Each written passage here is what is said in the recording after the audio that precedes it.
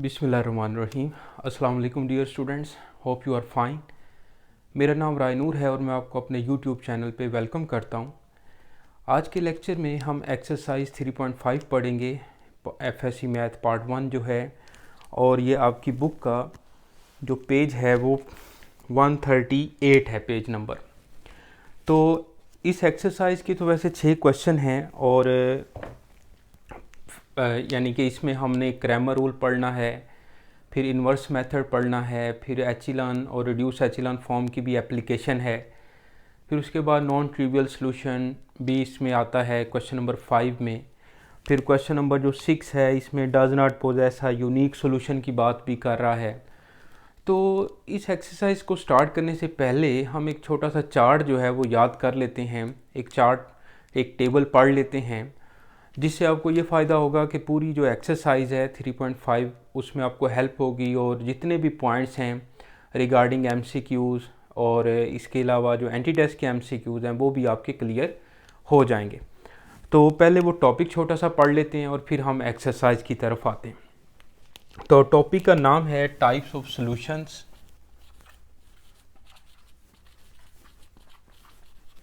Types of solutions in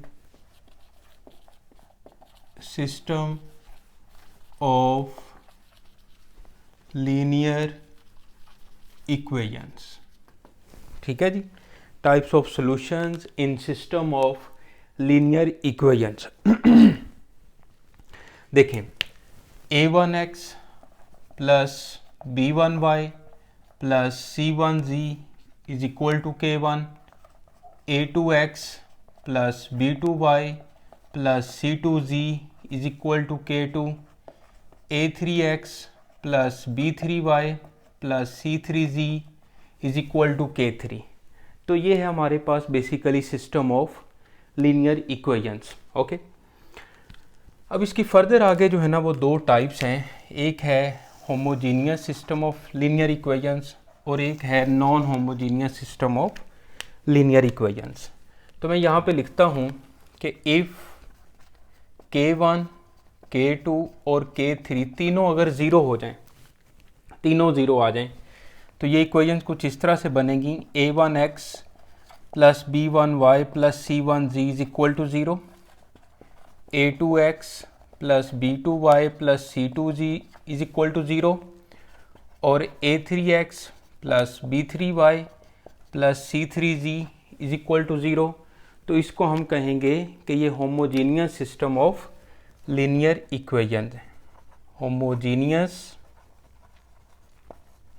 system of linear equation है। साथ साथ रहना है आपने, ये लेक्चर जो है वो बहुत अच्छा होने वाला है, यानी कि इसमें हम तकरीबन 1-1.5 घंटे का ये लेक्चर होगा हमारा। तो पानी शानी साथ आप रखिएगा और देखिएगा। Homogeneous system of linear equations है, और इसकी फर्दर आगे जो है वो दो टाइप्स हैं कि, और ये सिस्टम जो है ये ऑलवेज कंसिस्टेंट होता है, ऑलवेज कंसिस्टेंट। कंसिस्टेंट का मतलब है कि सॉल्यूशन जो है वो एग्जिस्ट करता है। ओके, तो इसकी फर्दर आगे दो टाइप्स हैं कि if A determinant is not equal to zero, if A determinant is equal to zero. अगर A determinant is not equal to zero हो तो इसका जो सॉल्यूशन है वो ट्रिवियल सॉल्यूशन होगा। ट्रिवियल सॉल्यूशन में जो उसके अंदर वेरिएबल्स हैं x1, x2, x3 तीनों जो हैं वो ज़ीरो के इक्वल होंगे, या अगर उसमें वेरिएबल x, y, z हैं तो वो तीनों ज़ीरो होंगे, यानी कि इसका जो सॉल्यूशन है वो 0, 0, 0 आएगा। और अगर if A determinant is equal to zero आ जाए होमोजीनियस सिस्टम में तो इसका भी सॉल्यूशन जो है वो नॉन ट्रिवियल होगा। ओके जी, अब नॉन ट्रिवियल सॉल्यूशन में इस तरह से भी जो सिस्टम ऑफ इक्वेशंस दिया होगा होमोजीनियस, उसमें कोई एक अननोन वैल्यू होगी, कोई लैम्डा या के अननोन होगा, और क्वेश्चन की स्टेटमेंट में लिखा होगा कि ये एक नॉन ट्रिवियल सिस्टम है, नॉन ट्रिवियल सॉल्यूशन है इस सिस्टम का, तो लैम्डा अननोन जो है वो फाइंड करें। तो हम सिंपल उसका जो डिटर्मिनेंट है वो इज़ इक्वल टू ज़ीरो करेंगे। तो वहाँ से वो अननोन लैम्डा या के की जो वैल्यू है वो फाइंड हो जाएगी। आपकी बुक पे जो क्वेश्चन 5 है वो इससे रिलेटेड है, नॉन ट्रिवियल सॉल्यूशन से। अब चलते हैं non homogeneous system of equation. तो यहाँ पे लिखें कि if at least one of K1, K2, K3 is non zero. अगर K1, K2, K3 तीनों में से कोई एक अगर नॉन ज़ीरो हो, एटलीस्ट वन, एक या एक से ज़्यादा, तो फिर ये बनता है it is non homogeneous system of linear equations. Okay, अब इसका जो सॉल्यूशन है वो मे और मे नॉट बी कंसिस्टेंट होता है, मे और मे नॉट बी कंसिस्टेंट। यानी कि नॉन होमोजीनियस सिस्टम जो है, non homogeneous system of linear equation जो है, इसका सॉल्यूशन या तो कंसिस्टेंट भी हो सकता है और इनकंसिस्टेंट भी हो सकता है। अब कंसिस्टेंट कब होगा वो देख लेते हैं, और इनकंसिस्टेंट कब होगा उसको भी देख लेते हैं। अब कंसिस्टेंट की फर्दर आगे जो है ना वो दो टाइप्स हैं, ये देखते हैं हम। तो कंसिस्टेंट में ये आएगा if A determinant is not equal to zero, if A determinant is equal to zero.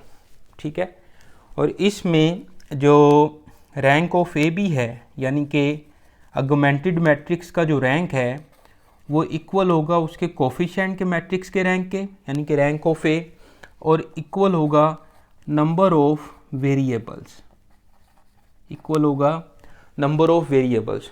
तो इसमें जो सॉल्यूशन है वो हमेशा यूनिक सॉल्यूशन होता है जी, यूनिक सॉल्यूशन। बात समझ रहे हैं आप, इसमें क्या होगा, हमेशा यूनिक सॉल्यूशन होगा। अब कंसिस्टेंट की ही जो सेकंड टाइप है, if A determinant is equal to zero, इसमें जो लिखता हूं rank of A B, rank of A B is equal to rank of A होगा, लेकिन लेस देन होगा number of variables, number of variables. ठीक है बेटा, और इसका जो सॉल्यूशन है क्या होगा, इनफाइनाइट मैनी सॉल्यूशन होगा, इनफाइनाइट मैनी सॉल्यूशन। ओके बेटा, if A determinant is equal to zero, ये भी कंडीशन आपको पता होनी चाहिए कि rank of A B is equal to rank of A और less than number of variables. Okay, जैसे रैंक अगर 2 आ गया है और उस सिस्टम ऑफ इक्वेशन में वेरिएबल्स तो 3 हैं, तो rank of A B is equal to rank of A less than number of variables, यानी कि 2 इज लेस देन 3, इस तरह की कोई कंडीशन आ रही हो और A determinant is equal to zero भी हो, तो इनफाइनाइट मैनी सोल्यूशन होगा। अब इनकंसिस्टेंट की बात करते हैं, तो इनकंसिस्टेंट में A determinant is equal to zero होता है और इसमें rank of A B is not equal to rank of A होता है, और इसका जो सोल्यूशन है वो होता है नो सोल्यूशन, नो सोल्यूशन होता है।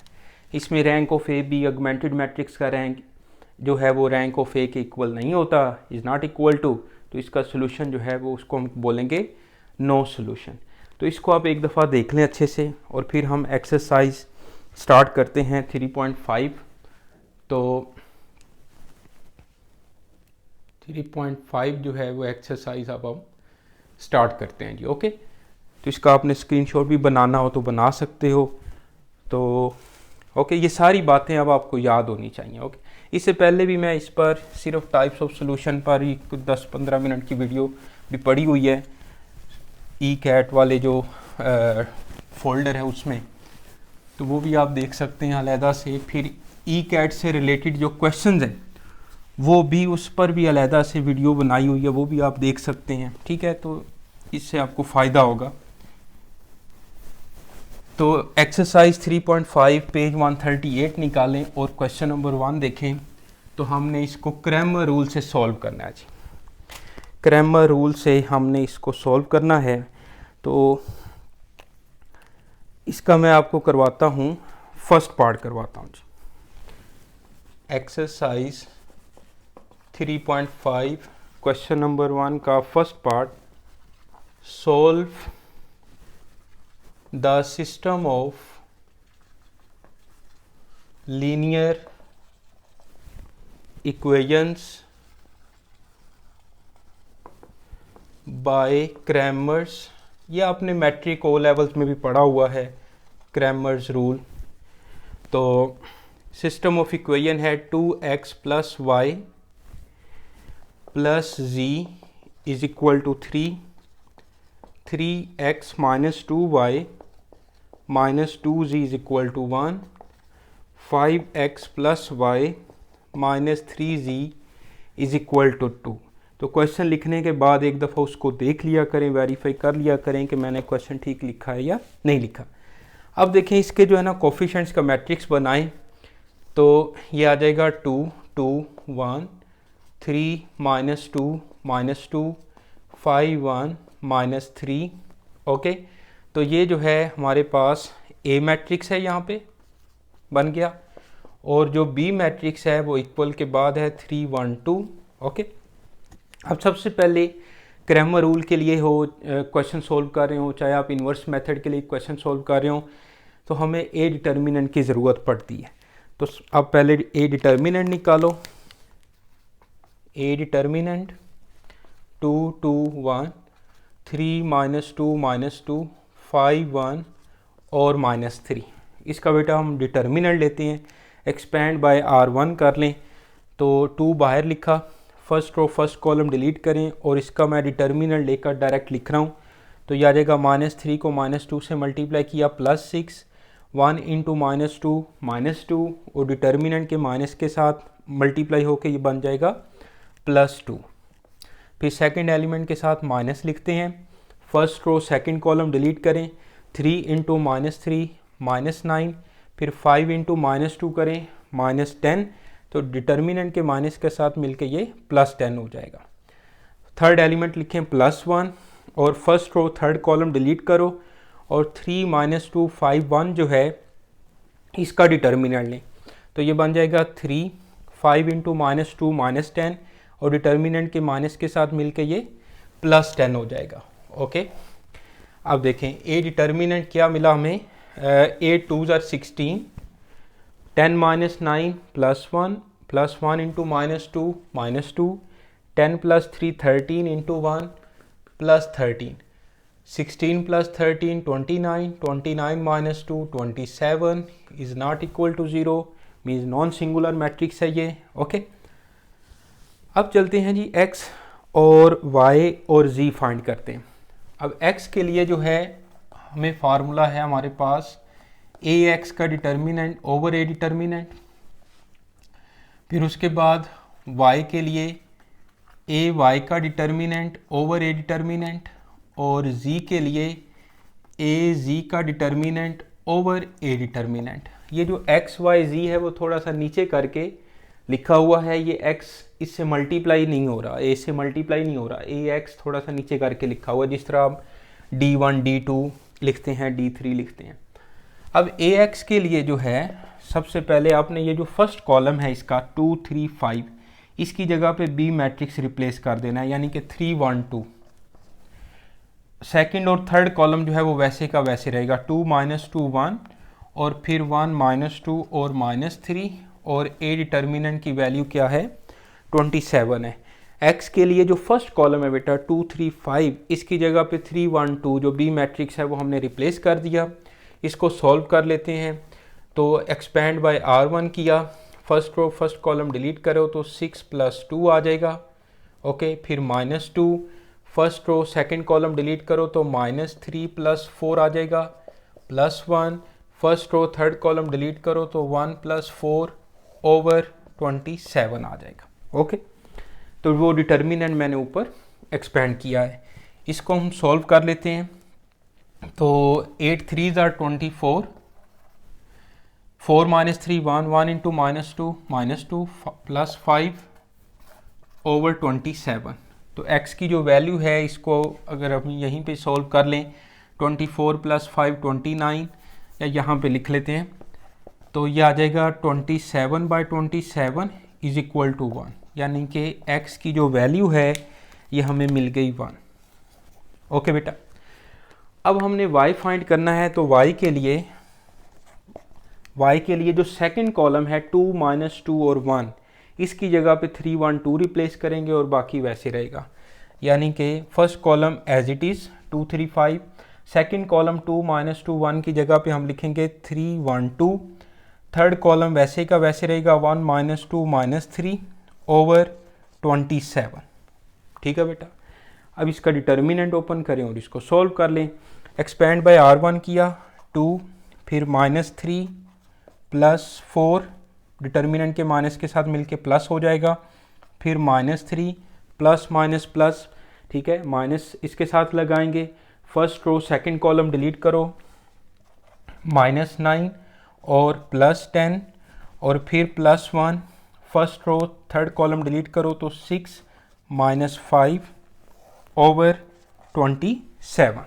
ठीक है बेटा, अब देखें y के लिए जो है वो ये आ जाएगा 1 इंटू 2 2 -3 और +1 ओवर 27।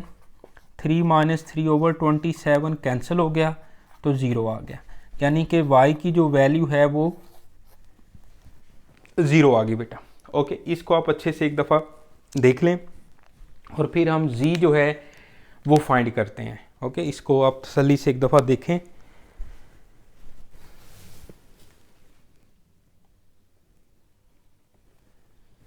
ठीक है बेटा, तो अब जो है मैं यहीं पे ही एक्स वाई के बाद अब z जो है वो यहीं पे हम सोल्व कर लेते हैं।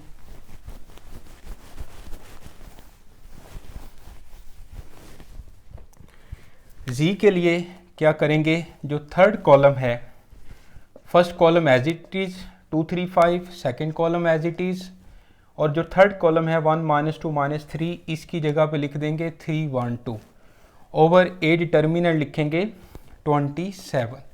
इसको बेटा हम सॉल्व कर लेते हैं। क्या बनेगा, 2 -4 -1 -2 फर्स्ट रो सेकंड कॉलम जाएगा, 6 -5 +3 फर्स्ट रो थर्ड कॉलम जाएगा तो 3 + 10 ओवर 27। तो z की वैल्यू क्या आई, -5 इंटू 2 -10, फिर -2 और +39 ओवर 27।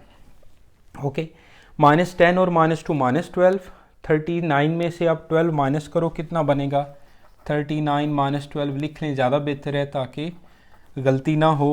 तो 27/27 1, तो z की वैल्यू जो है वो 1 आ जाएगी। तो इस तरह से आप तरतीब से साथ साथ आप लिख भी सकते थे। एक्स वाई जब हमने फाइंड किया तो उसके बाद मैंने ये z फाइंड किया, तो यहाँ तक ये क्रैमर रूल का जो क्वेश्चन है ये हमारा कंप्लीट होता है जी। ओके, अब मैं आपको इसका जो है वो थर्ड पार्ट करवाता हूँ।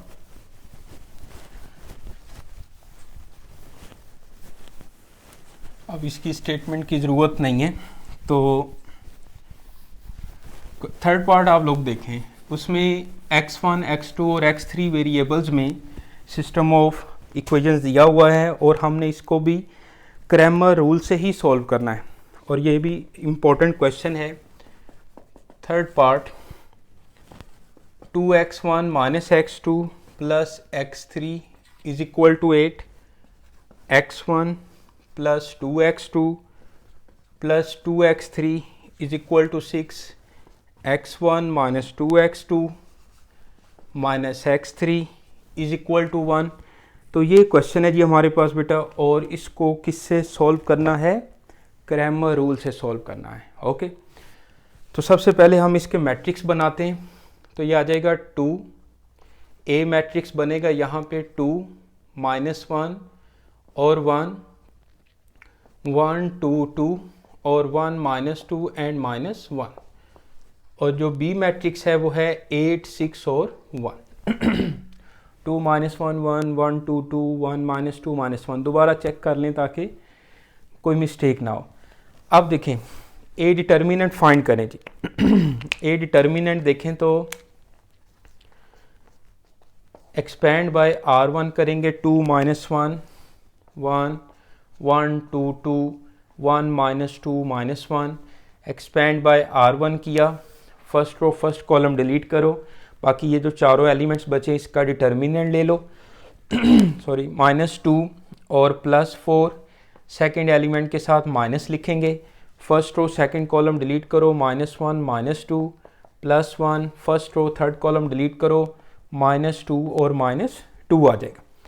इसको सॉल्व करें तो 4 2 ज़ार 4 -2 करें 2 2 2 ज़ार 4 +1 -3 और -4 4 -3 -4 4 -3 -4। तो ए डिटर्मिनेंट जो है ये मिल जाएगा हमें -3।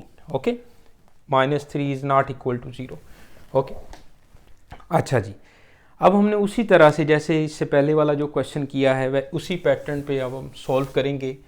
तो x1 के लिए मैं लिखूँगा ax1 ओवर a डिटर्मिनेंट। तो x1 is equal to ax1 यानी कि x1 के लिए हम हमने क्या करना है, उसका जो फर्स्ट कॉलम है 2 1 1 इसकी जगह पे अब लिखेंगे 8 6 1। जो बी मैट्रिक्स है इक्वल के बाद वाला जो मैट्रिक्स है वैल्यूज़ हैं वो लिखेंगे 8 6 1। सेकेंड कॉलम वैसे का वैसे रहेगा 1 -1 2 -2। थर्ड कॉलम भी वैसे रहेगा 1 2 -1। ओके, और ए डिटर्मिनेंट की वैल्यू लिख दें -3। तो इसको आप सॉल्व कर लें, कैलकुलेटर पे भी कर सकते हैं, कैलकुलेटर पे नहीं करना, वो एमसीक्यू के लिए है, ठीक है। बाकी ये इस तरह का लॉन्ग क्वेश्चन आता है तो आपको डायरेक्ट इस तरह से एक्सपेंड करना होगा।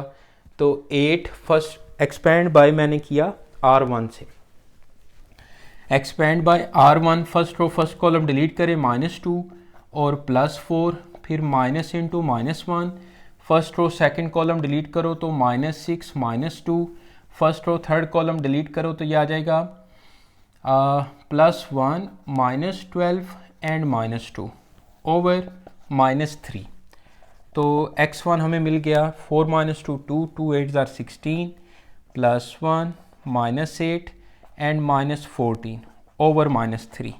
16 -8 -14 ओवर -3 x1 ये बन जाएगा 16 14 + 8 करें ज़रा कितना बनता है, 14 + 8 20 और 22 आ जाएगा ओवर -3। 16 माइनस करें 22 तो कितना बनेगा, -6 आ जाएगा, -6 ओवर -3 तो 2 आ जाएगा।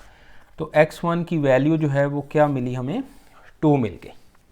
सो मेरे बाद जैसे फर्स्ट क्वेश्चन किया है, फर्स्ट पार्ट किया है, उसी तरह से ये क्वेश्चन हमने सॉल्व किया। बस फ़र्क ये है कि यहाँ पर x1 x2 x3 आ गया है और उसमें जो था वो सिंपल x y z था। अब क्या करेंगे, x2 फाइंड करते हैं। x2 के लिए ax2 ओवर a डिटर्मिनेंट लिखा। अब ax2 के लिए जो सेकंड कॉलम है -1 2 और -2 इसकी जगह पे अब हम लिखेंगे 8 6 और 1, बाकी वैसे ही रहेगा 2 1 1 first column as it is, second column की जगह पे 8 6 1, थर्ड कॉलम की जगह पे 1 2 -1 और a डिटर्मिनेंट की वैल्यू क्या है -3। इसको सॉल्व कर लें, करें इसको खुद सॉल्व आप, ओके, और इसकी वैल्यू भी देखें साथ साथ। यह आ जाएगा 2 -6 -2, सेकेंड एलिमेंट के साथ माइनस लगाएं, first row second column delete करें, -1 -2 +1 first row third column delete किया तो 1 -6 ओवर -3 x2 -8 इंटू 2 -16 -3 इंटू -8 +24 और -5 ओवर -3 24 -21 ओवर -3। तो x2 की वैल्यू आ रही है 3 ओवर -3 -1, तो x2 की वैल्यू जो है वो आ रही है -1। यहाँ तक आप क्वेश्चन को एक दफ़ा देख लें तसल्ली से, कोई प्रॉब्लम हो तो आप कमेंट में पूछ सकते हैं। ओके, तो अब जो है हम फाइंड करते हैं x3। x3 के लिए मैं अभी हमें फिर ये रेज करना होगा, तो यहाँ तक आप लोगों ने कर लिया है। तो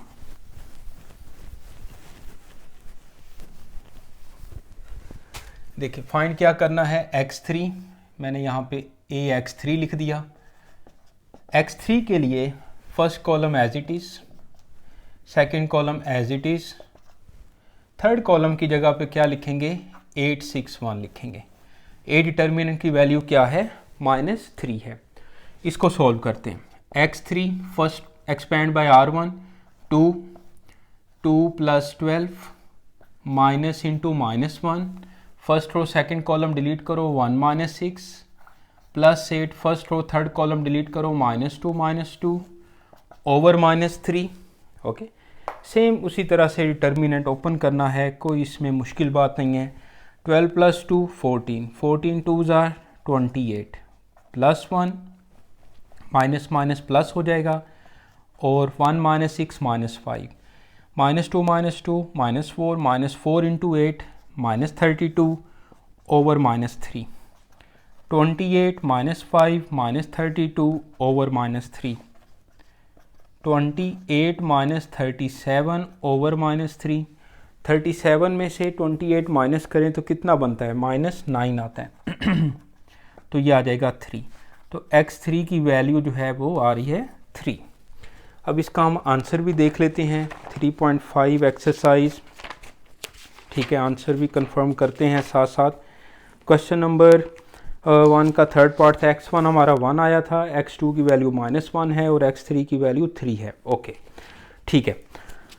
तो क्रैमर रूल का जो ये वाला जो क्वेश्चन है ये कंप्लीट होता है। इसका सेकंड पार्ट आप खुद भी कर सकते हैं, सेम इसी तरह से करना है। अब चलते हैं क्वेश्चन नंबर 2 पे, जिसमें यूज मैट्रिसेस कहा हुआ है, यानी कि इसमें आपने इन्वर्स मेथड से सॉल्व करना है इसको।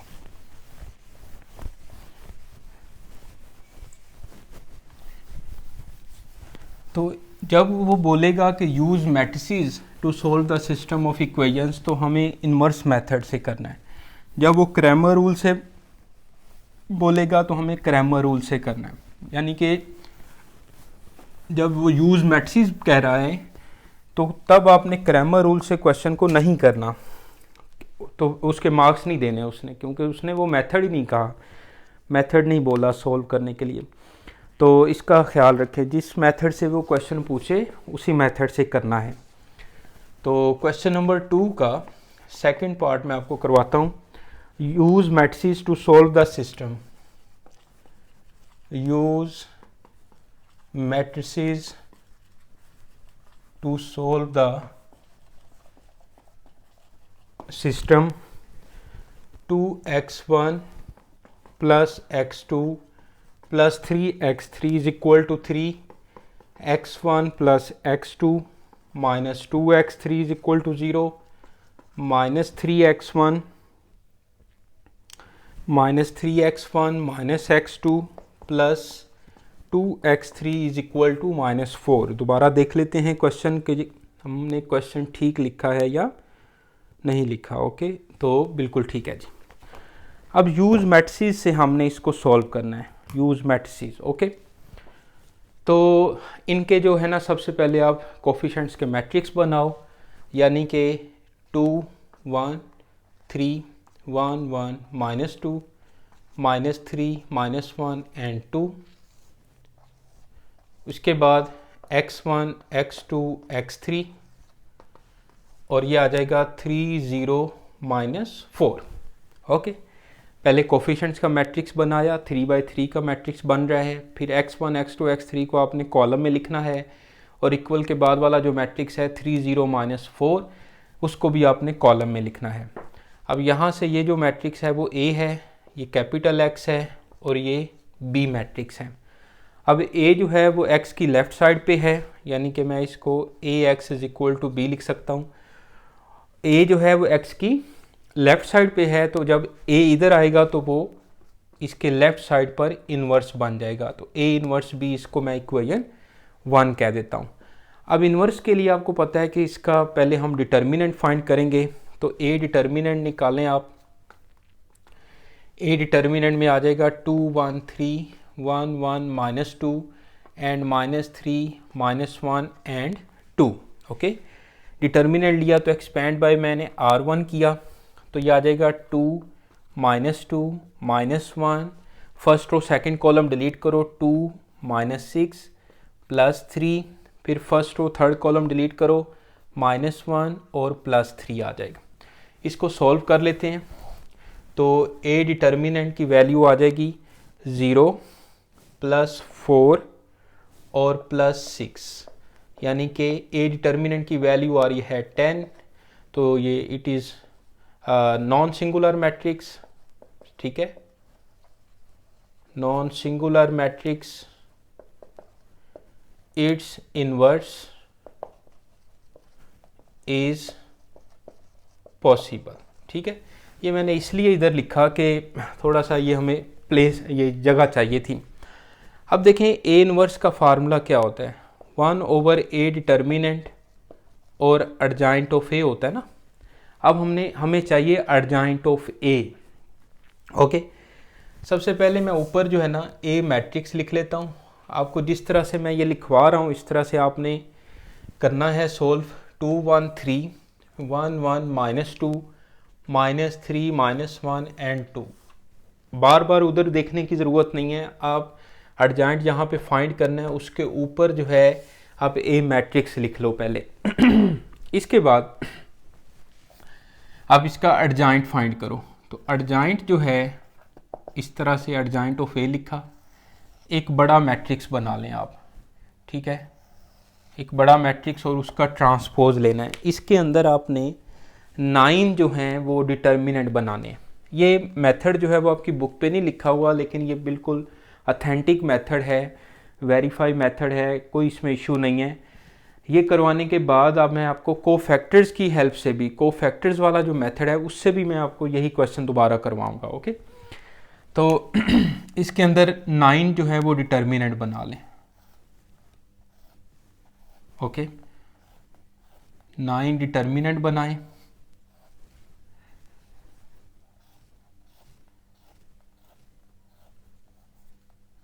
ठीक है जी, और ये मैट्रिक्स थोड़ा बड़ा कर लेते हैं। ओके, अब आपने बाहर जो है ना यहाँ से स्टार्ट करना है, प्लस से स्टार्ट करना है, plus minus plus minus plus minus plus minus और प्लस। ओके, यानी कि तरतीब से इस तरह से चलना है आपने, plus minus plus minus plus minus plus minus plus, इस तरह आपने तरतीब से चलना है।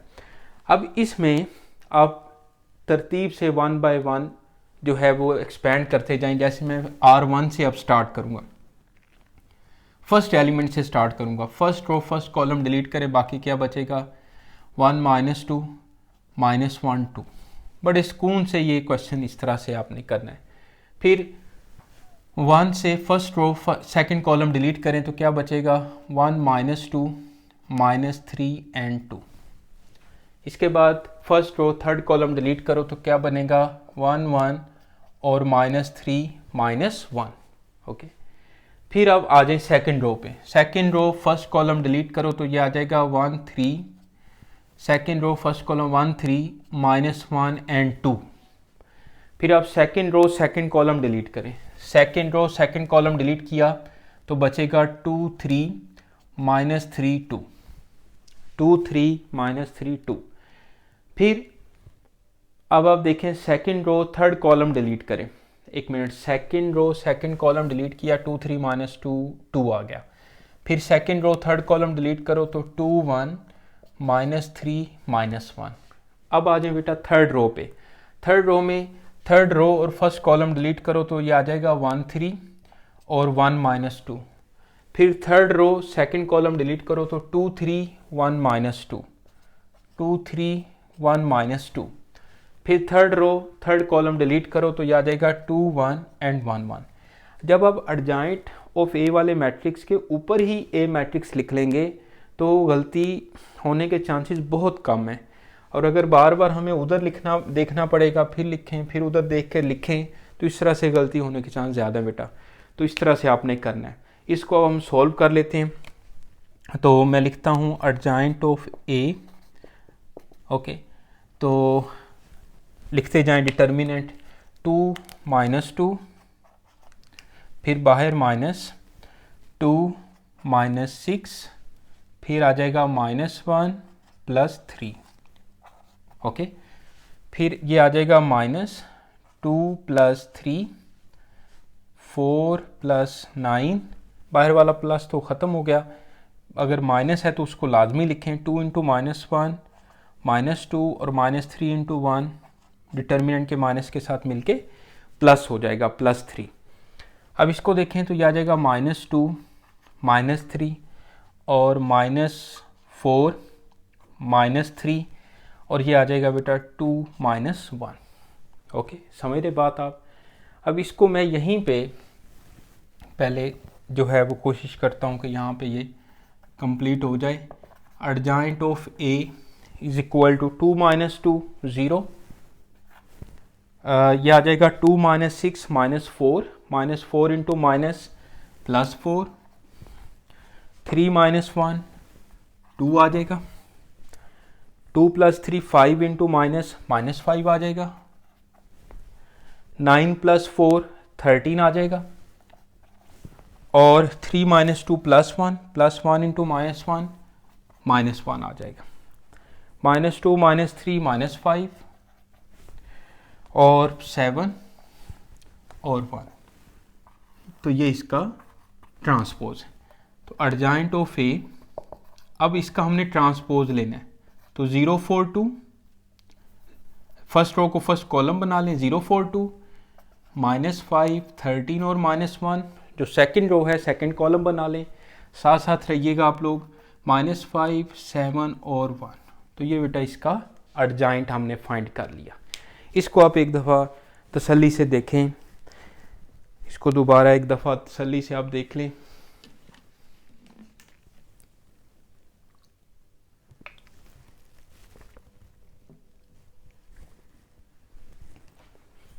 ओके बेटा, अब जो है एडजॉइंट ऑफ ए भी हमने फाइंड कर लिया। अब इन्वर्स में वैल्यूज़ पुट करेंगे और ए इन्वर्स की वैल्यू फिर इक्वेशन 1 में पुट कर देंगे।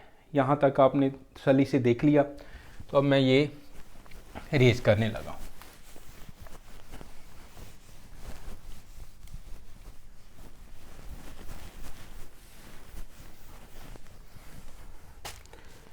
देखिए जी, A inverse is equal to 1/a determinant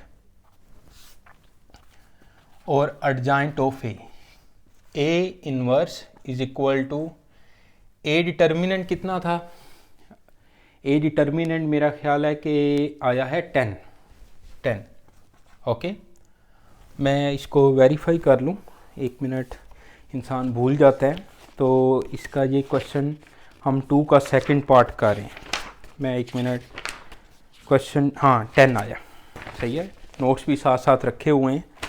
okay, तो ए डिटर्मिनेंट की वैल्यू 10 और एडजॉइंट ऑफ ए की जगह पे लिखा मैंने 0 -5 -5 4 13 और 7 2 -1 और 1। ओके बेटा, अब यहाँ पे लिखें इक्वेशन 1 बिकम्स, इक्वेशन 1 में ये वैल्यू पुट कर दें, x is equal to A inverse B. A inverse की जगह पे लिखो 1/10, 0 -5 -5 4 13 7 2 -1 और 1। और बी मैट्रिक्स क्या था हमारे पास, बी मैट्रिक्स था 3 0 -4, ये बी मैट्रिक्स था। अब पहले आपने क्या करना है कि इन दोनों मैट्रिक्स को मल्टीप्लाई करना है और फिर 10 से 1/10 से अंदर मल्टीप्लाई करें या डिवाइड करें 10 से। तो जब आप ए इनवर्स फाइंड कर लें तो अभी 1/10 को इस अंदर मल्टीप्लाई नहीं करना। ओके, तो पहले मैं इन दोनों को मल्टीप्लाई करता हूँ, देखें यह आ जाएगा 1/10, फर्स्ट रो फर्स्ट कॉलम, 0 + 0 + 20, फिर आ जाएगा 12 + 0 -28, 6 + 0 -4, यह आ जाएगा 1/10। 20 -28 में से 12 माइनस करें बेटा, तो ये कितना बनेगा -116, 6 - 4 2 आ जाएगा। ओके, तो अब मैं इसको 1/10 को जो है वो अंदर मल्टीप्लाई करता हूँ। ओके, तो ये अभी हमें रेज करना पड़ेगा। अब जो है इसको समझ आ रही होगी आप लोगों को। बाकी यह है कि आप साथ साथ नोट भी कर सकते हैं। ओके,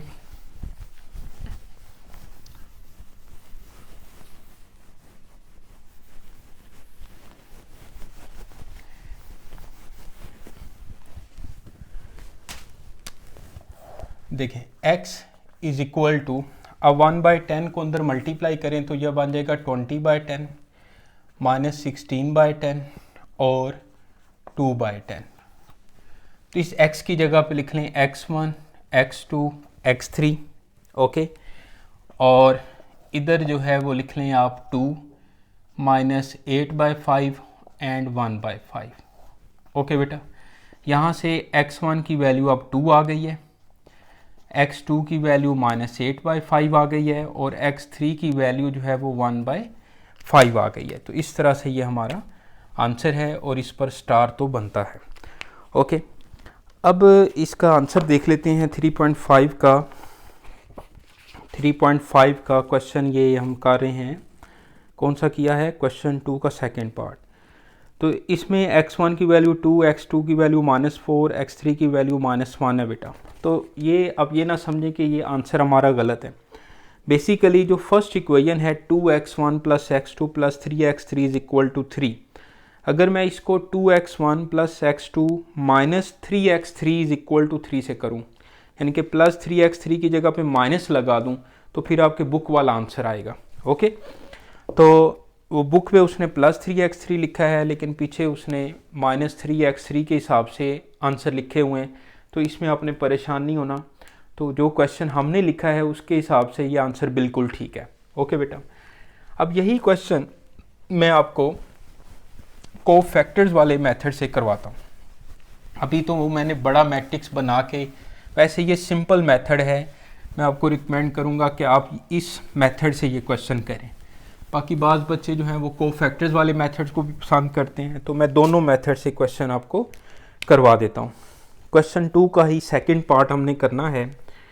तो क्वेश्चन 2 का ही सेकंड पार्ट है 2x1 + x2, और अगर आप बुक वाला आंसर लाना चाहते हैं तो मैं माइनस से करवा देता हूँ। माइनस से करें इसको, चलें माइनस से कर लेते हैं। ओके, -3x3 = 3 और x1 + x2 - 2x3 = 0, -3x1 - x2 और +2x3 = -4। ये बेटा हमारे पास क्वेश्चन है जी। अब इसका हमने यूज़ मैट्रिसेस से सॉल्व करना है और उसमें जो है हम कोफैक्टर्स वाले मेथड से करेंगे।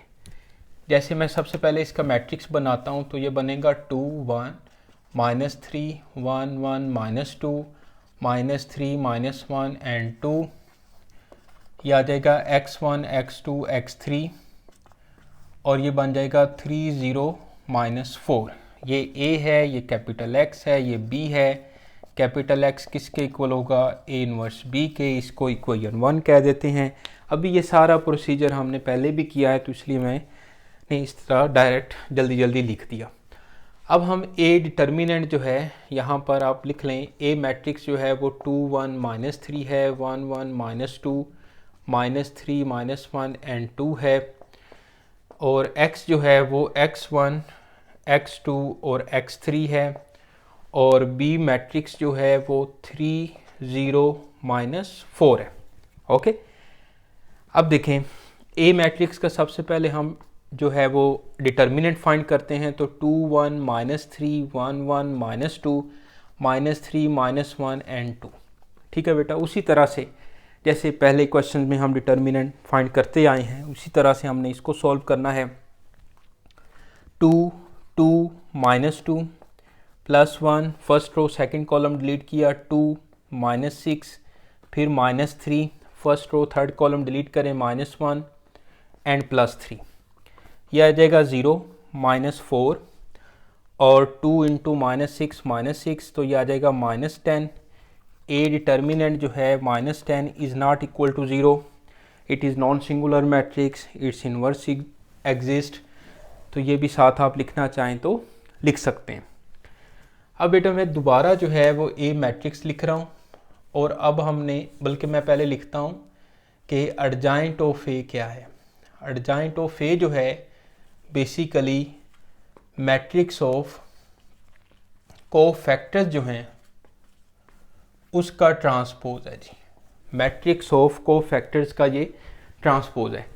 तो अब हम इसके कोफैक्टर्स निकालते हैं। A11, A12, A13, A21, A22, A23, A31, A32, A33, ये सारे कोफैक्टर्स 9 के 9 हमने फाइंड करने हैं और फिर उसका ट्रांसपोज लेना है। ओके, अब देखिए बेटा मैं पहले ए मैट्रिक्स लिख लेता हूँ, क्योंकि बार बार हमें उधर देखने की फिर ज़रूरत नहीं होगी। 1 1 -2 और -3 -1 एंड 2। ओके बेटा, ये लिख लिया। अब इसके कोफैक्टर्स आप निकालते जाएं। देखें सबसे पहले A11 -1 की power 1 + 1, first row first column delete किया, 1 -2 -1 2। इसको सॉल्व करते हैं। अभी पहले मैं सारे कोफैक्टर्स लिख लेता हूँ। ओके, A12 में first row second column delete किया, -1 की power 1 + 2, first row second column delete करें तो 1 -2 -3 एंड 2। उसके बाद A13 -1 की power 1 + 3, first row third column delete करें तो यह आ जाएगा 1 1 -3 और -1। ओके बेटा, इसी तरह अब हम बाकी को फैक्टर्स निकालते हैं। तो ये आ जाएगा A21 में second row first column delete करें, -1 की power 2 + 1, second row first column delete किया तो यह आ जाएगा 1 -3 और -1 एंड 2। ओके, इसके बाद A22 सॉल्व करते हैं, -1 की power 2 + 2, second row second column delete करें, 2 -3 और -3 2। ओके, साथ साथ रहिएगा। ओके, और A23 में second row third column delete किया तो क्या बचेगा, सेकंड रो थर्ड कॉलम, तो यह आ जाएगा 2 1 और -3 -1। इसके बाद A31 फाइंड करते हैं। A31 जो है -1 की power 3 + 1, third row first column delete करें, 1 -3 and 1 -2। A32 third row second column 3 + 2 और थर्ड रो सेकंड कॉलम क्या बन रहा है, थर्ड रो सेकंड कॉलम तो 2 -3 और 1 -2। इसके बाद A33 है -3 + 3, third row third column delete कर दें तो यह आ जाएगा 2 1 1 1। ओके बेटा, तो इस तरह से ये सारे कोफैक्टर्स अलग-अलग लिखना थोड़े से मुश्किल भी हैं, लेकिन जैसे आप लोगों को अच्छा लगे आप कर लीजिएगा। ओके, मेरा काम है कि दोनों मेथड आपको समझाने। ओके, अब देखें इसको सॉल्व करते हैं। -1 की पावर 2 + 1, 2 -2 तो आ जाएगा 0। फिर -1 और ये आ जाएगा 2 -6 तो ये आ जाएगा +4। ओके, फिर -1 की पावर 4 + 1, -1 +3 और ये आ जाएगा 2। ओके, -1 +3 2 आ गया। इसको सॉल्व करते हैं। -1 की पावर 3 है तो -1 2 -3 तो ये आ जाएगा +1। 2 -3 -1, -1 इंटू -1 +1। -1 की पावर 4 +1, 4 -9 ये आ जाएगा -5।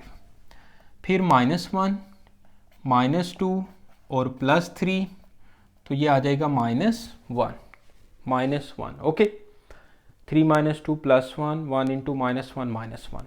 ओके, माइनस 1 की power 4 plus 1 into minus 2 plus 3, तो प्लस 1 आ जाएगा।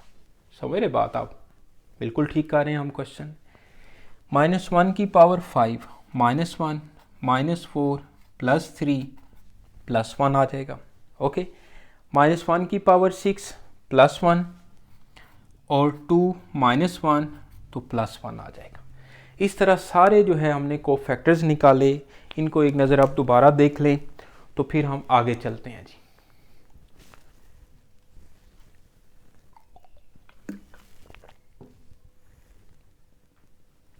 ओके बेटा, यहाँ तक हमने पहले डिटर्मिनेंट निकाला, फिर मैंने सारे कोफैक्टर्स निकाले। अब ये सारे जो कोफैक्टर्स की वैल्यूज़ हैं वो इसमें पुट कर देंगे, इसमें पुट कर देंगे। ओके, चलें जी। तो अब हम करते हैं, ये मैं सारा रेज करने लगा हूँ और डिटर्मिनेंट आप याद रखिएगा कि इसमें -10 आया। ए डिटर्मिनेंट की जो वैल्यू है वो -10 आई है। मैं यहाँ पे ना लिख लेता हूँ क्योंकि प्रोफेसर हूँ तो भूल जाता हूँ मैं। अच्छा जी,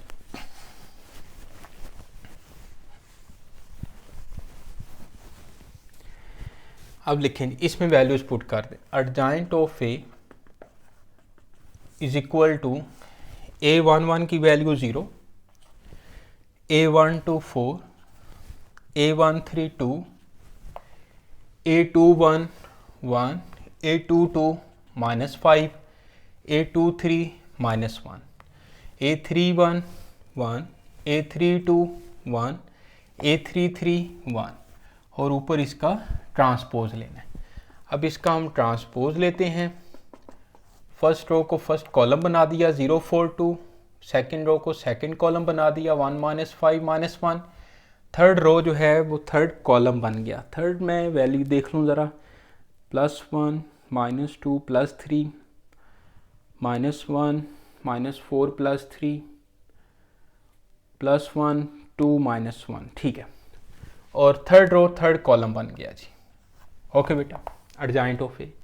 अब हम फार्मूला लगाते हैं, A inverse is equal to 1/a determinant और adjoint of A. A determinant जो है वो -10 है, लिख लिया था, अच्छा किया। एडजॉइंट ऑफ ए जो है वो 0 1 1 4 -5 1 एंड 2 -1 और 1। ये हमारे पास ए इनवर्स आ गया है।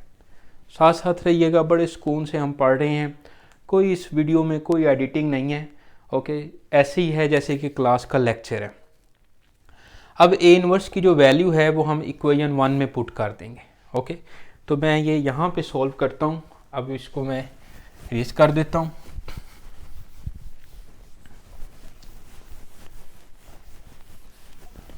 देखें, यहाँ पे लिखें equation 1 becomes x is equal to A inverse की जगह पे मैंने लिखा -1/10 0 1 1 4 -5 1 2 -1 1 और बी मैट्रिक्स क्या था? बी मैट्रिक्स जो है बुक से मैं देखता हूँ 3 0 -4 3 0 -4।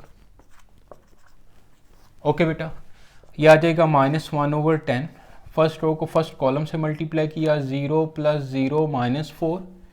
सेकेंड रो को सेकेंड कॉलम से मल्टीप्लाई किया 12 + 0 -4।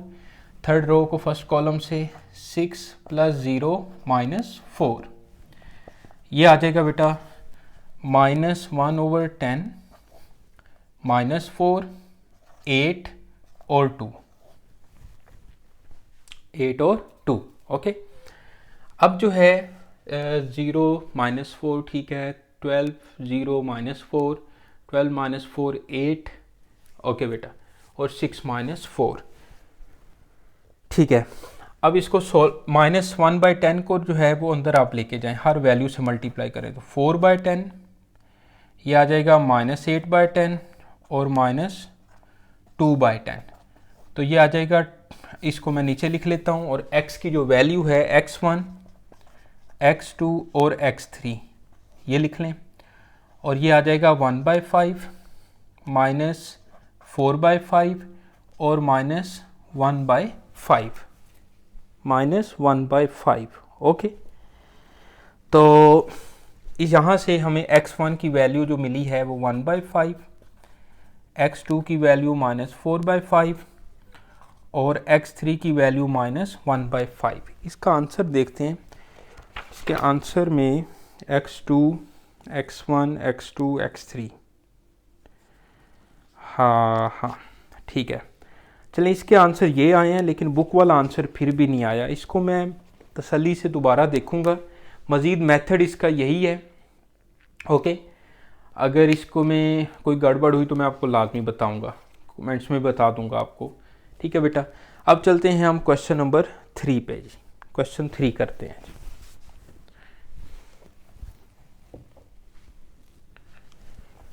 तो मीन्स के कोफैक्टर्स वाला जो मेथड है वो आपने इस तरह से अप्लाई करना है। पहले आप उसको कोफैक्टर्स निकालो, फिर उसका जो है वो ट्रांसपोज लो, फिर इन्वर्स में वैल्यूज़ पुट करो। कोफैक्टर्स वाले मेथड इस तरह से करेंगे आप। क्वेश्चन 3 की स्टेटमेंट पढ़ें।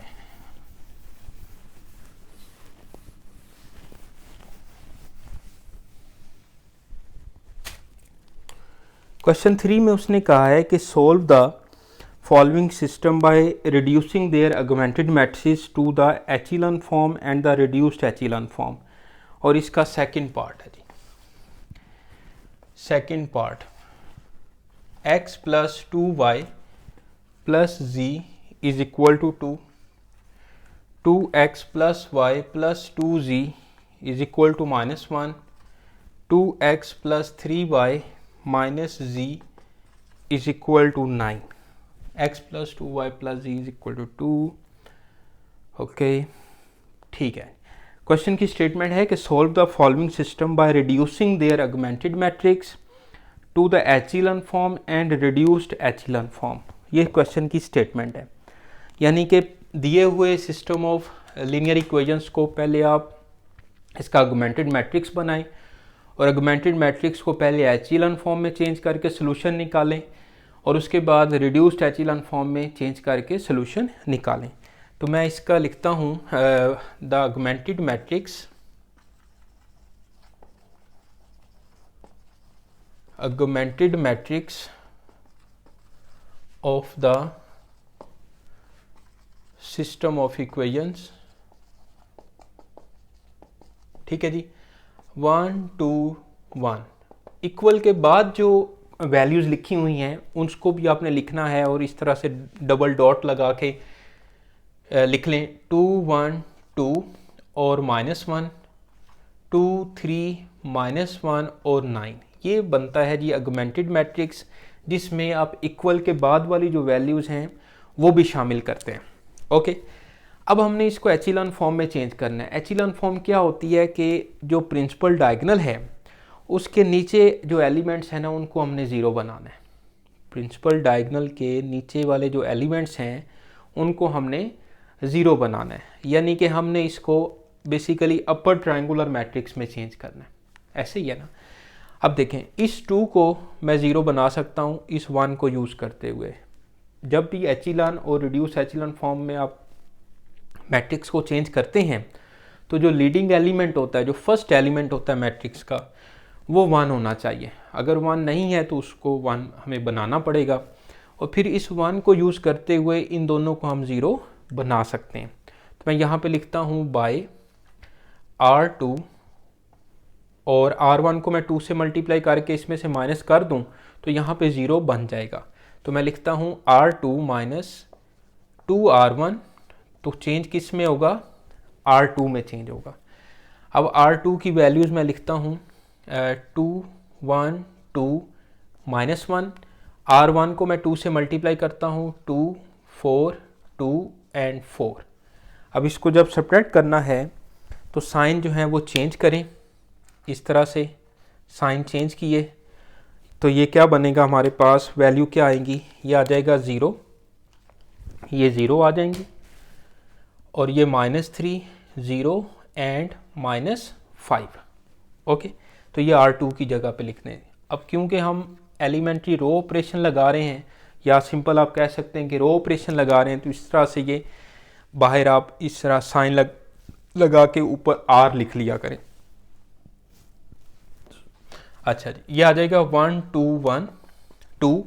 R2 के एलिमेंट्स आ जाएंगे 0 -3 0 -5 और R3 जो है वो 2 3 -1 और 9 आ जाएगा बेटा।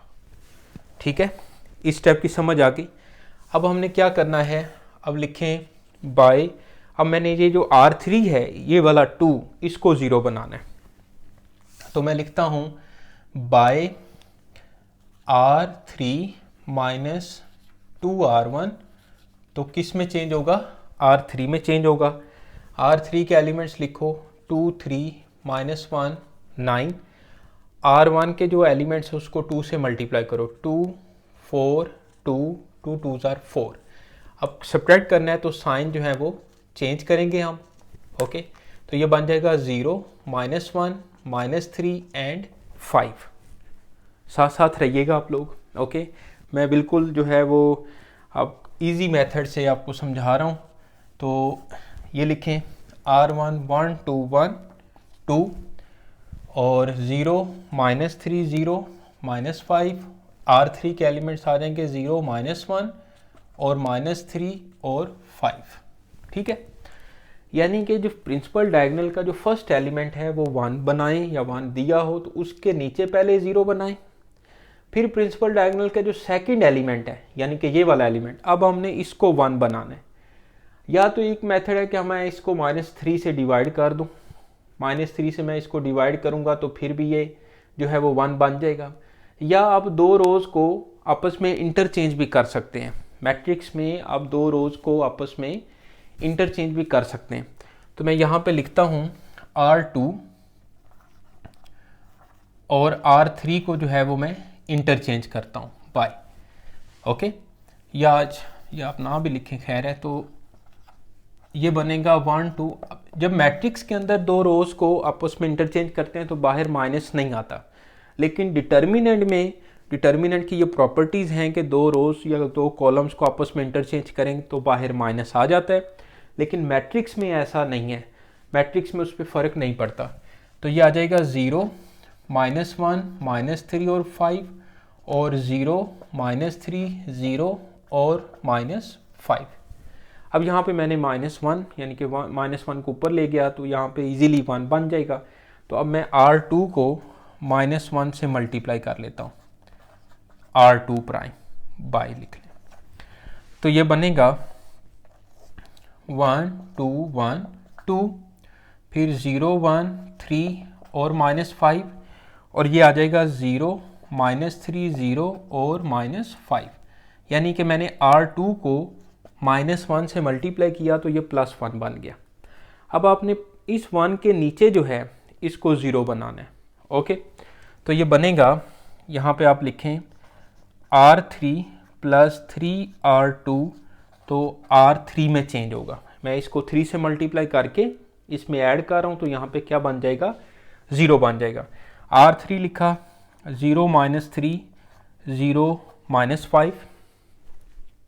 ओके, और इसके बाद मैंने लिखा इसको 3 से मल्टीप्लाई करें 3 और आपके पास 3 3 = 9 और -15 ऐड करें 0 0 9 और -20, तो ये R3 के एलिमेंट्स आ जाएंगे।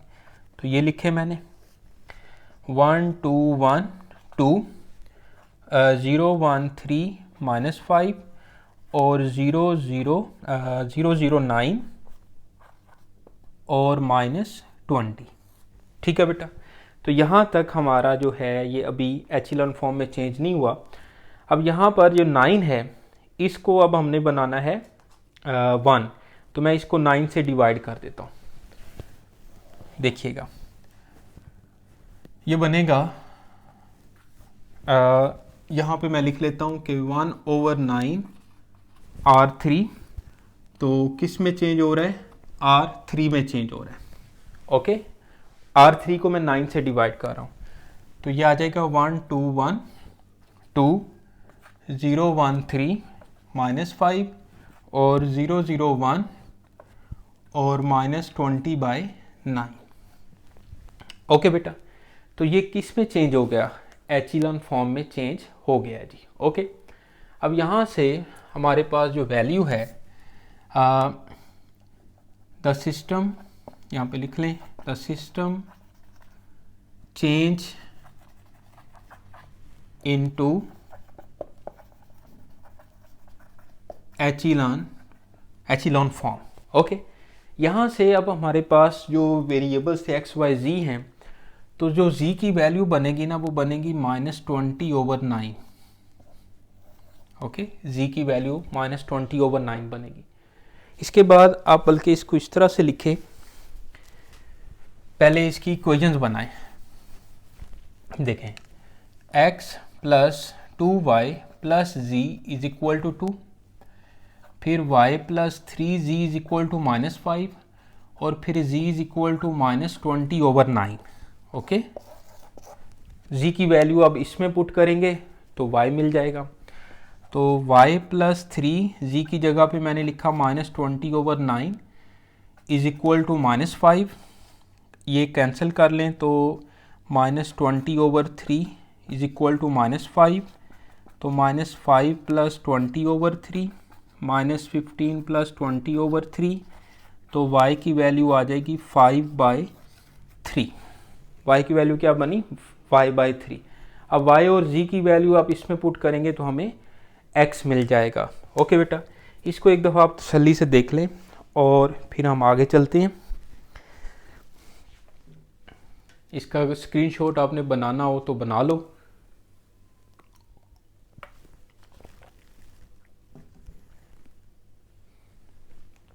ओके, तो अब हम चलते हैं, नेक्स्ट करते हैं। हमें क्या चाहिए? x की वैल्यू चाहिए।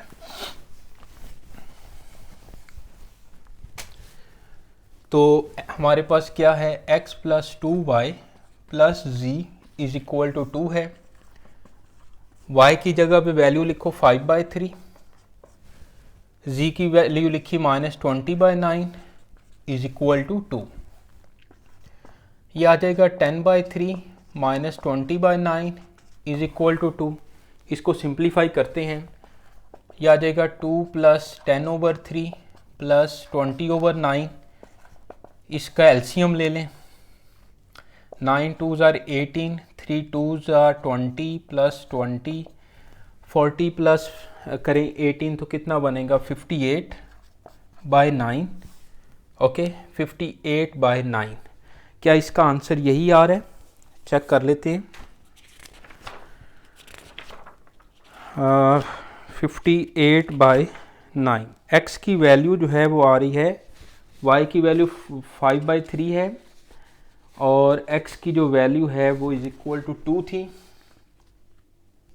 ये गलती हो रही है, ये y की जो x की वैल्यू है वो आती है 8/9। इसको चेक करते हैं, ये आ रहा है +10/3, 5 2s are 10 +10, ये आ जाएगा माइनस, ये आ जाएगा माइनस और ये आ जाएगा 18/9, 18/9। ठीक है, तो ये बन रहा है x की वैल्यू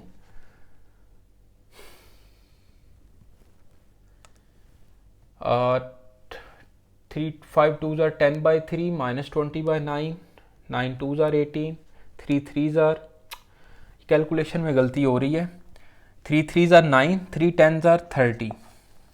ओके, अब आप देखें तो कितना बनेगा? 20 + 18 कितना हुआ? 38।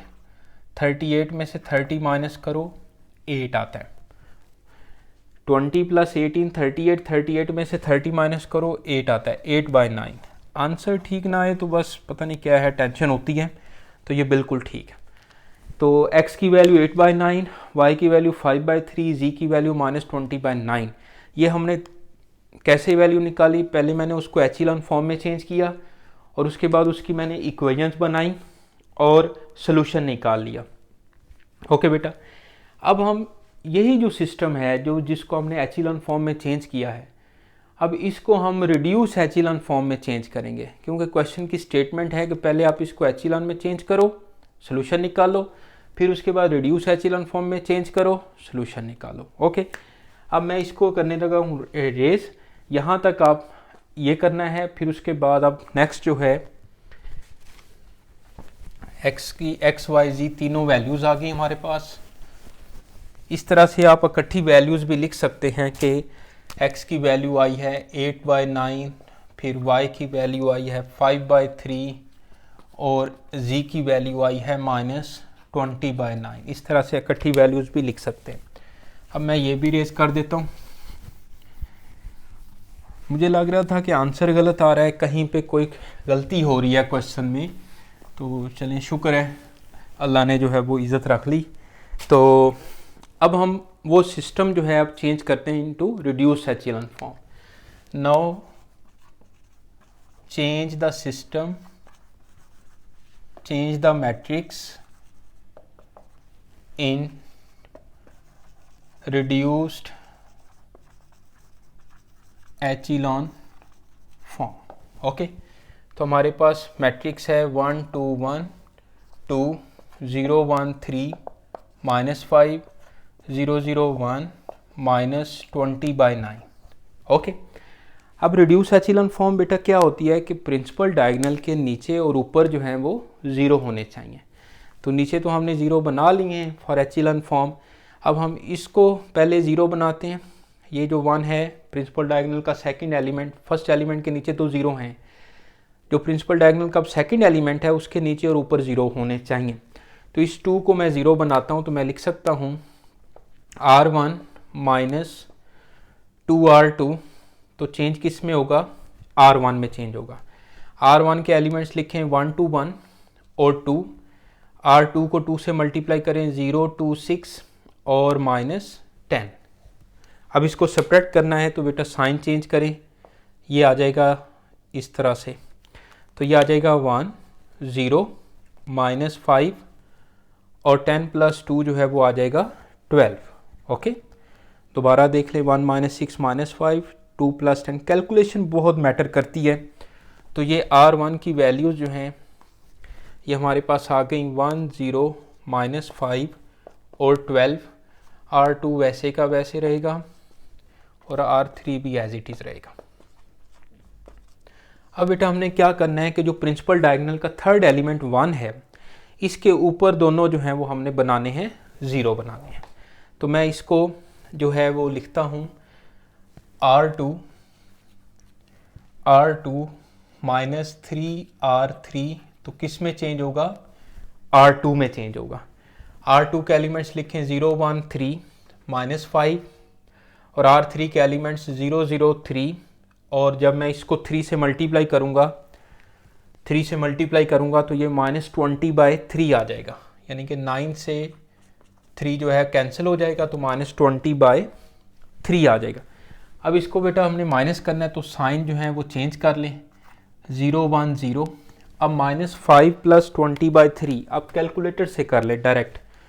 -5 + 20/3 फ्रैक्शन का बटन भी आपको पता है सारा कैलकुलेटर से, तो ये आ जाएगा 5/3। ओके, तो अब ये वैल्यू जो हैं ये लिखें आप यहाँ पे।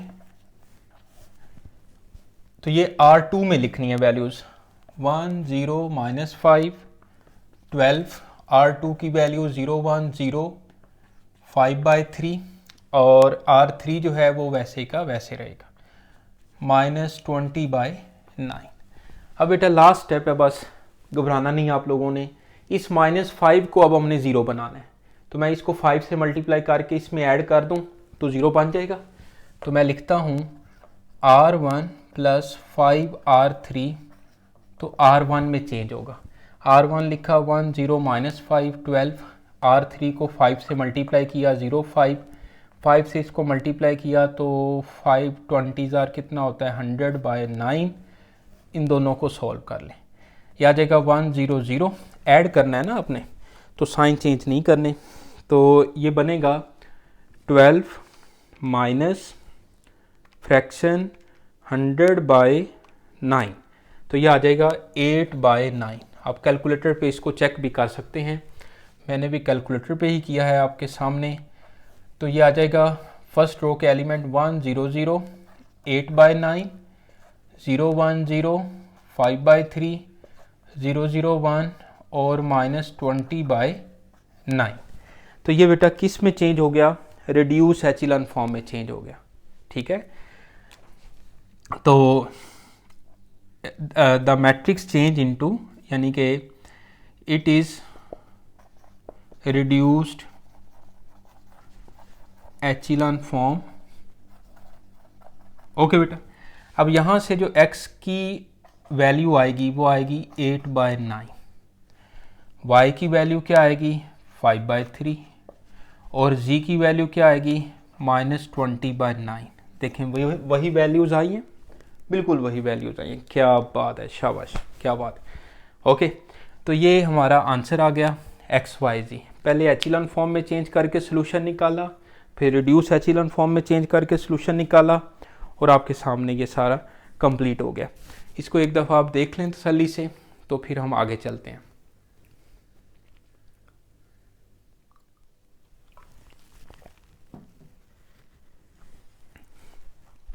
ओके बेटा, अब चलते हैं जी क्वेश्चन नंबर 4 पे। तो अब मैं ये सारा जो है वो रेज करता हूँ। क्वेश्चन 4 की आप स्टेटमेंट पढ़ लो, क्वेश्चन को देखें ज़रा क्या कहते हैं क्वेश्चन 4 में।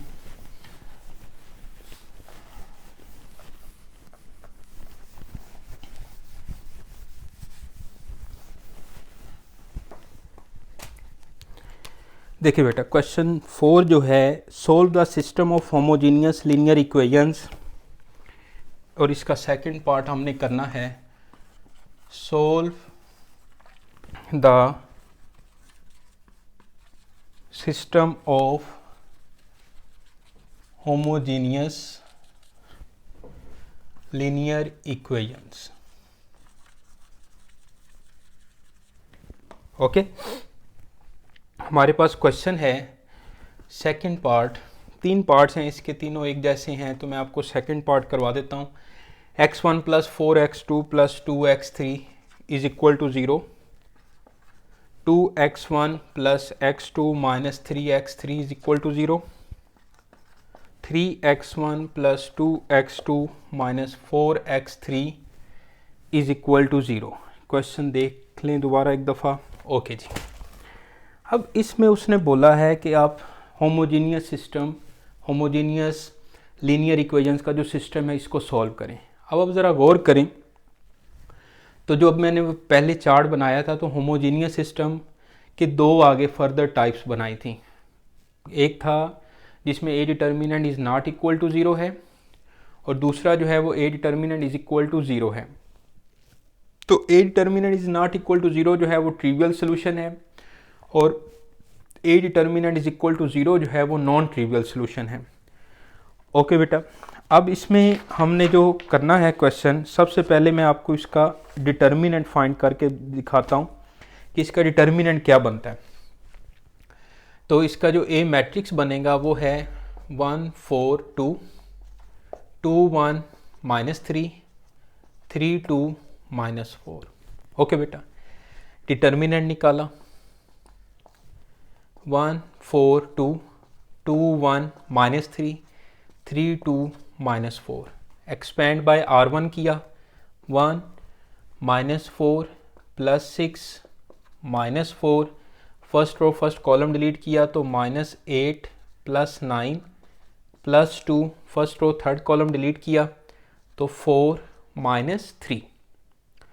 ओके बेटा, इसको सॉल्व कर लें। 2 9 - 8 +1 +1 × -4 -4 और +2, तो 4 -4 0, यानी कि ए डिटर्मिनेंट जो है वो 0 आ गया। होमोजीनियस सिस्टम ऑफ इक्वेशन जो है ना, वो हमें डिटर्मिनेंट से ही पता चलेगा कि ये ट्रिवियल है या नॉन ट्रिवियल है। होमोजीनियस तो पता चल गया कि इक्वल के बाद तीनों 0 हैं, K1 K2 K3 तीनों जो हैं वो 0 हैं। उसके बाद हमें उसका डिटर्मिनेंट देखना है, तो A determinant is equal to 0 है, तो इसका सोल्यूशन होगा नॉन ट्रिवियल सोल्यूशन। ठीक है, तो यहाँ पर आप इसकी रीज़न भी जो है वो लिख सकते हैं बिल्कुल। So the system of equations has non trivial solution. So the system of equations has non trivial solution. ठीक है बेटा। अब इसका जो सॉल्यूशन है ना वो इन टर्म्स ऑफ जो है वो टी आना है, इन टर्म्स ऑफ टी आना है। लेकिन उससे पहले मैं इसको जो है वो नंबरिंग दे लेता हूँ। जैसे इसको मैं नंबर 1 कह लेता हूँ, नंबर 2 कह लेता हूँ, नंबर 3 कह लेता हूँ। अब इक्वेशन 1 और 2 को आपस में सॉल्व करके आप x1 x2 या x3 की वैल्यूज़ निकालें और वो वैल्यूज़ जो हैं वो इक्वेशन 3 में पुट कर दें। किसी भी दो वैल्यूज़ में से आप x2 या x3 या x1 x2 की वैल्यू निकालें, दो वेरिएबल्स की वैल्यू निकालें और तीसरी इक्वेशन में पुट कर दें। पहले ये करें आप। तो जैसे मैं इक्वेशन 1 और 2 में से x1 अगर ख़त्म करना चाहूँ तो फर्स्ट इक्वेशन को मैं 2 से मल्टीप्लाई करके इसमें से माइनस कर दूँ तो x1 जो है वो ख़त्म हो जाएगा। तो मैं लिखता हूँ इक्वेशन 1 को 2 से मल्टीप्लाई किया और माइनस कर दिया इक्वेशन 2। तो ये बन गया बेटा 2x1 plus 8x2 plus 4x3 is equal to 0। Okay, equation 2 नीचे वैसे लिखी 2x1 plus x2 minus 3x3 is equal to 0। अब जब इसको सब्ट्रैक्ट करना है तो साइन चेंज कर दें, ये 0 हो गया। 7x2 plus 7x3 is equal to 0। 7x2 is equal to minus 7x3, तो x2 is equal to minus x3 आ जाएगा। ओके, अब जो है मैं इक्वेशन 1 और 2 में से x2 जो है उसको ख़त्म करना चाह रहा हूँ। x2 तो इसको अगर मैं 4 से मल्टीप्लाई कर लूँ और फिर इन दोनों को सब्ट्रैक्ट कर लूँ तो x2 भी ख़त्म हो जाएगा। तो मैं ये यहाँ पे लिखता हूँ कि इक्वेशन 1 माइनस 4 इक्वेशन 2। इक्वेशन 1 में से जो इक्वेशन 2 है उसको 4 से मल्टीप्लाई करके आप माइनस करो। इक्वेशन 1 मैंने लिखा x1 plus 4x2 plus 2x3 is equal to 0। Equation 2 को 4 से मल्टीप्लाई कर रहा हूँ। 8x1 plus 4x2 minus 12x3 और इज इक्वल टू 0। 4 से मल्टीप्लाई किया बेटा। अब इसको जब सब्ट्रैक्ट करना है तो क्या करते हैं, हम साइन चेंज कर लेते हैं। ओके, तो ये आ जाएगा माइनस 7x1, ये कैंसिल हो गया, और plus 14x3 is equal to 0 आ गया। अब मैं इसको मज़ीद लिख सकता हूँ कि 14x3 is equal to 7x1, यानी कि 2x3 is equal to x1, तो x1 की वैल्यू आ जाएगी 2x3। एक x2 की वैल्यू निकाली माइनस x3, x1 की वैल्यू निकाली 2x3। ओके, अब दो इक्वेशंस को सॉल्व करके ना कोई से भी x1, x2 या x3, इन तीनों में से कोई से भी दो की वैल्यूज़ आप निकालें और तीसरी इक्वेशन में आप पुट कर दें। अब जैसे मैंने x1 और x2 की वैल्यू इक्वेशन 3 में पुट करनी है, मैं लिखता हूँ क्या ये उस इक्वेशन को सेटिस्फाई कर रही है values. Put values of x1 and x2 in equation 3, equation 3 में पुट कर दें। तो 3x1 की जगह पे लिखो आप 2x3 प्लस 2x2 की जगह पे लिख लो माइनस x3 और minus 4x3 as it is. ये बन जाएगा 6x3 minus 2x3 minus 4x3, तो 6x3 माइनस 6x3 कैंसिल हो गया 0। यानी कि ये वाली जो वैल्यूज़ हैं वो इक्वेशन 3 को सेटिस्फाई कर रही हैं। तो अब लिख लें इट शोज़ दैट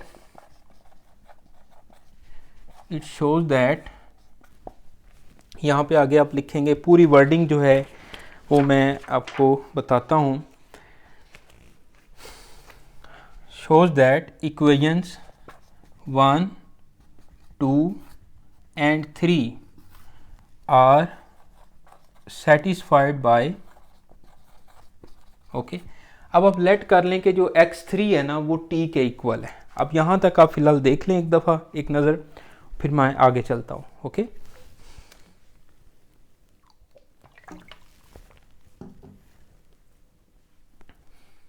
ओके बेटा, अब हमने लिखना है कि यानी कि x1 x2 की वैल्यूज़ आ गई, और इसमें देखें इन टर्म्स ऑफ मैंने x3 वैल्यूज़ निकाली है ना, x1 is equal to 2x3 है, x2 is equal to -x3 है। अब मैं लेट कर लेता हूँ कि जो x3 है दोनों में x3 रिपीट हो रहा है ना, सेम आ रहा है, वो t के इक्वल है, some real number, okay, for all real value t के लिए जो है। तो मैं लेट कर लेता हूँ कि x3 जो है वो t है for all real value of t, okay. तो x2 is equal to -t बन जाएगा और x1 is equal to 2t बन जाएगा। तो ये इसका सोल्यूशन है basically, okay.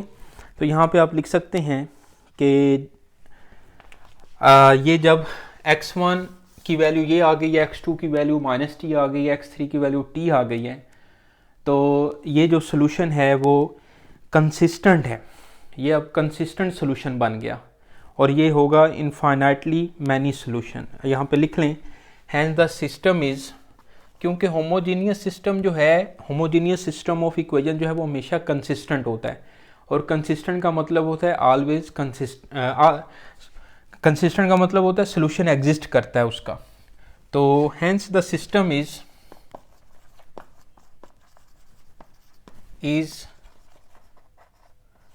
consistent, it has infinite many solutions। तो ये भी आपने बेटा जो है वो रीज़न लिखनी है। तो यहाँ से अभी हमें ये पता चला कि जो नॉन ट्रिवियल सोल्यूशन है वो इन टर्म्स ऑफ t उसका सोल्यूशन आएगा, और उसका जो सोल्यूशन है वो इन्फिनिट मैनी सोल्यूशन होता है। तो इस तरह से ये क्वेश्चन आपने अच्छे से कंप्लीट करना बेटा। अब चलते हैं क्वेश्चन नंबर 5 पे जी, ओके, रेज कर दूँ।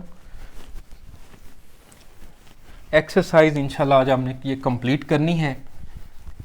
तो क्वेश्चन 5 की स्टेटमेंट पढ़िएगा।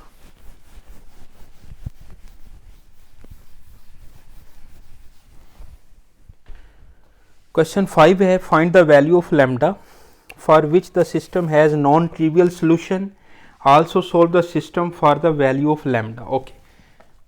यानी कि फाइंड द, मैं लिख देता हूँ, find the value of lambda for which the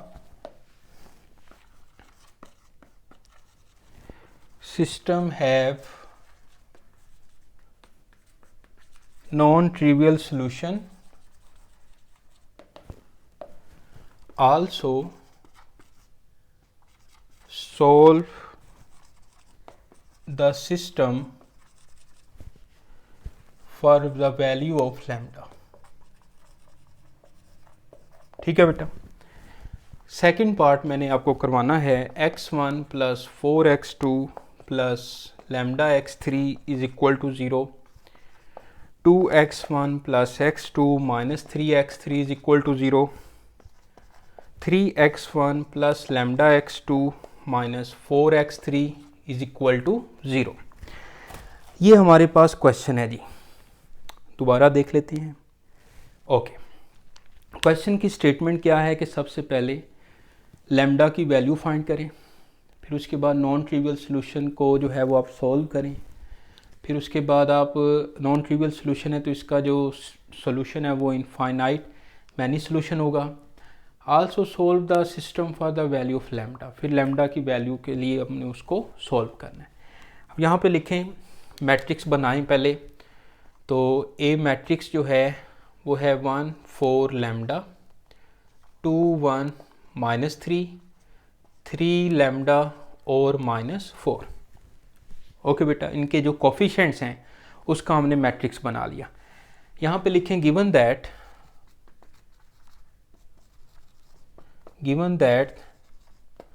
the system of equations have non trivial solution. तो नॉन ट्रिवियल के लिए जो डिटर्मिनेंट होता है वो क्या होता है जी, क्या होता है, इज इक्वल टू 0 होता है। ओके, तो यहाँ पे हम लिखते हैं कि A determinant is equal to 0। जब वो नॉन ट्रिवियल है तो A determinant is equal to 0 होता है। 1 4 lambda 2 1 minus 3 3 lambda minus 4 is equal to 0। Okay, expand by R1 कर लें। 1 माइनस 4 प्लस 3 लैम्डा, फिर minus 4, first row second column delete करें तो minus 8 plus 9 plus lambda, first row third column delete करो तो 2 lambda minus 3 is equal to 0। Minus 4 plus 3 lambda minus 4, 9 minus 8 plus 1 होगा तो 1 into minus 4 plus 2 lambda square minus 3 lambda is equal to 0। Minus 3 lambda plus 3 lambda से cancel हो जाएगा। 2 lambda square is equal minus 8 is equal to 0। 2 lambda square is equal to 8, lambda square is equal to 4 और lambda की value क्या आ गई, plus minus 2 आ गई जी। Okay, अब हमने पहले लैम्डा की वैल्यू 2 के लिए इसको सॉल्व करना है, फिर माइनस 2 के लिए इसको सॉल्व करना है। ओके, तो साथ साथ आप लोगों ने रहना है, तो घबराना नहीं है। अब मैं लिखता हूँ for lambda is equal to 2।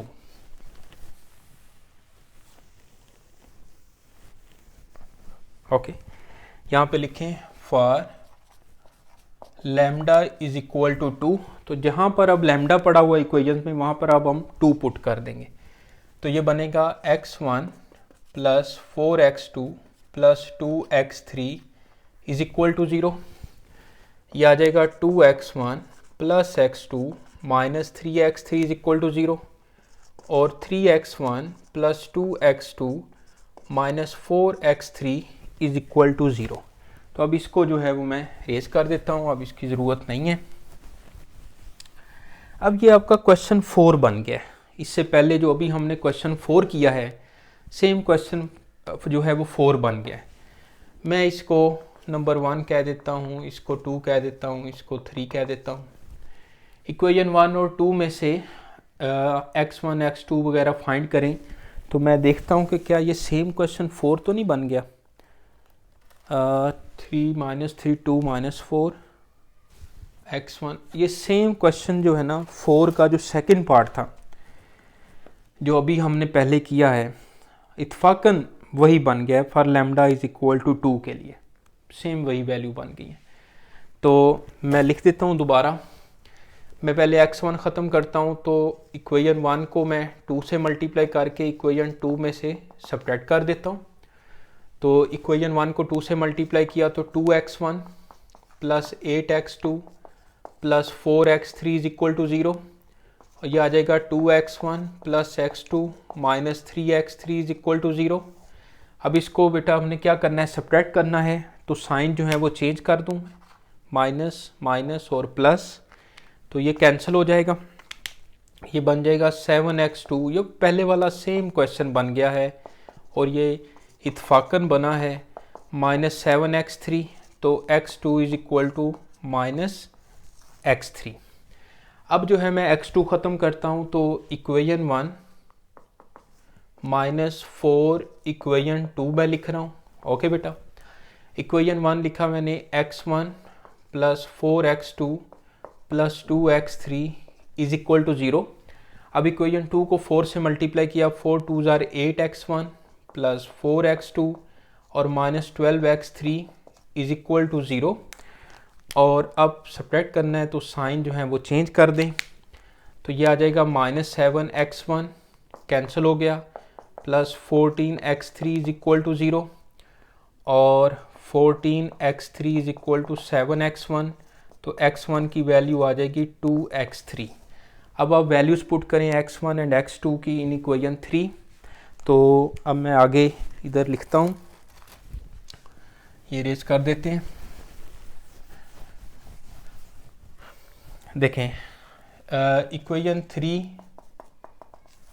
Becomes okay 3x1 की जगह पे लिखें 2x3 प्लस 2x2 की जगह पे लिखा मैंने x माइनस x3 और माइनस 4x3। ये आ जाएगा 6x3 minus 2x3 minus 4x3, 6x3 minus 6x3 cancel हो गया, 0 आ गया। तो अब हम लिख सकते हैं सेम उसी तरह से कि it shows that equations 1, 2 and 3 are satisfied by। अब मैंने लेट कर लिया कि x3 जो है ना वो t के इक्वल है। ओके, तो x2 की वैल्यू क्या बनेगी, -t बनेगी, और x1 की वैल्यू क्या बनेगी, 2t बनेगी। ओके, तो यहाँ तक ये हमारा जो अभी लैम्डा की वैल्यू जो 2 है उसके लिए हमने सॉल्व कर लिया, बिल्कुल ठीक है। और लैम्डा की वैल्यू ये हमने for any real value t लिख लें यहाँ पे, for any real value t। Okay बेटा, अब हम लैम्डा की वैल्यू जो -2 है उसके लिए सॉल्व करते हैं। इसको एक दफ़ा देख लें आप तसल्ली से, और फिर आगे हम, अभी ये क्वेश्चन कंप्लीट नहीं हुआ, अभी लैम्डा इज इक्वल टू -2 के लिए हमने सॉल्व करना है।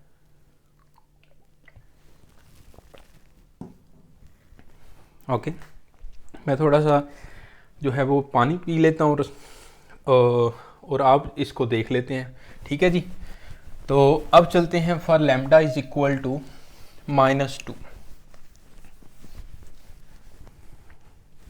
For lambda is equal to -2, यहाँ पे लिखें -2, और ये बन जाएगा x1 plus x2 4x2 minus 2x3, और ये बन जाएगा 3x1 minus 2x2 is equal to 0 minus 4x3। Okay, इसको नंबर 1 कह लें, नंबर 2 कह लें, और नंबर 3 कह लें, या आप इसको सिंपल A, B और C भी कह सकते हैं।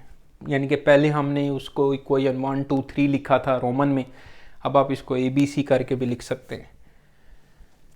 अच्छा जी, अब जो है इक्वेशन 1 और 2 में से आप सोल्व करें, तो पहले मैं निकाल लेता हूँ, x1 को ख़त्म करता हूँ, सिंपल। तो ये बन जाएगा उसी तरह से इक्वेशन 1 को मैं 2 से मल्टीप्लाई किया और माइनस कर रहा हूँ इक्वेशन 2। तो ये बन जाएगा बेटा 2x1 plus 8x2 minus 4x3 is equal to 0। Equation 2 लिखी मैंने 2x1 plus x2 minus 3x3 is equal to 0। अब इसको सब्ट्रैक्ट करना है तो साइन चेंज करें, ठीक है बेटा। अब ये कैंसिल हो गया, ये आ जाएगा 7x2 minus x3 is equal to 0, और 7x2 is equal to x3। और अब यहाँ से अगर मैं x2 की वैल्यू निकालूं तो देखें ज़रा, x2 की वैल्यू के लिए ये हमारे पास वैल्यू आ जाएगी, कितनी आएगी,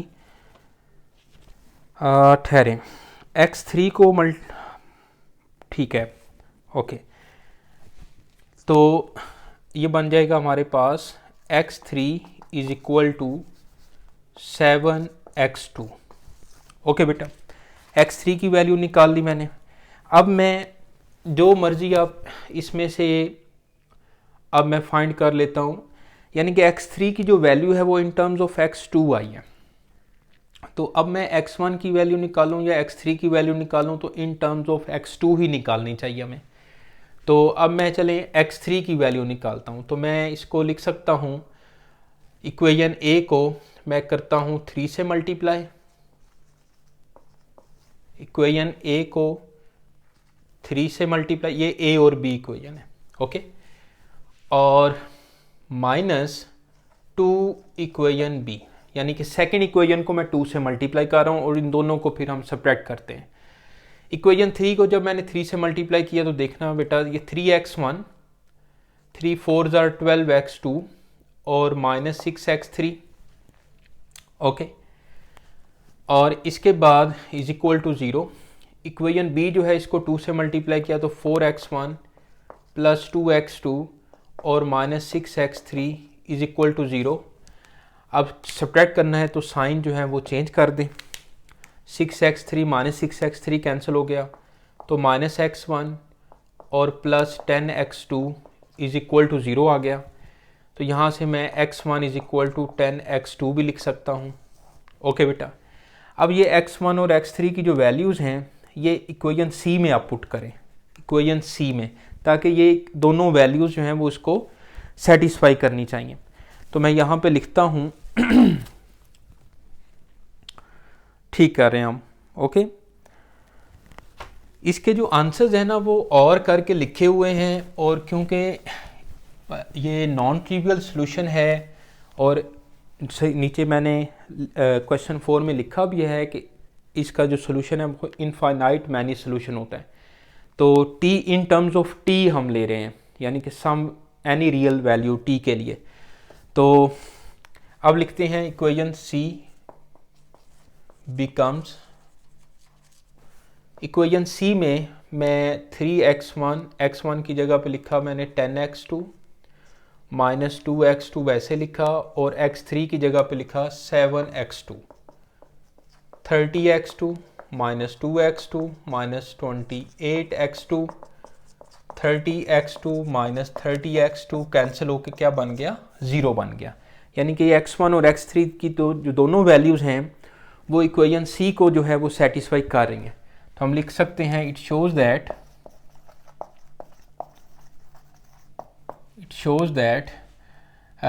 equation a, b and c are satisfied by, अब मैं x2 को जो है ना इन टर्म्स ऑफ, क्योंकि ये x2 हैं तो x2 को t लेट कर लेता हूँ, for any real value of t। Okay, अब x2 की वैल्यू t आ गई, तो यहाँ पर आप देखें तो x3 की वैल्यू क्या बनेगी, 70 बनेगी, और x1 की वैल्यू क्या बनेगी, 10t बनेगी, और यही इसका सॉल्यूशन है। मैं 1 मिनट बुक से देख लूँ ज़रा इसका सॉल्यूशन, तसल्ली कर लेते हैं। नंबर 5 है और क्वेश्चन हमारा ये जो था वो है 2 था ना, लैम्डा इज इक्वल टू -2 के लिए। तो x1 की वैल्यू 10t है, x2 की वैल्यू t है और x3 की वैल्यू 70 है। तो ये और करके ना उन्होंने लिखे हुए हैं, तो नीचे वाला आंसर हमारा बिल्कुल ठीक है। तो अब तसल्ली हो गई। अब चलते हैं जी क्वेश्चन 6 पे। आप इसको अच्छे से एक दफ़ा देख लें और फिर क्वेश्चन 6 करते हैं जी।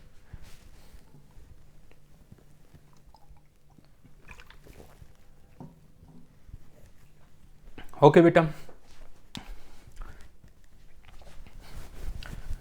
क्वेश्चन नंबर 6 की स्टेटमेंट पढ़ें, बस लास्ट क्वेश्चन है इस एक्सरसाइज का।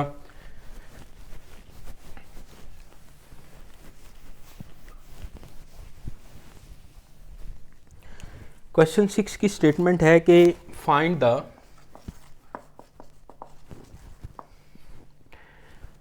The value of lambda for which the system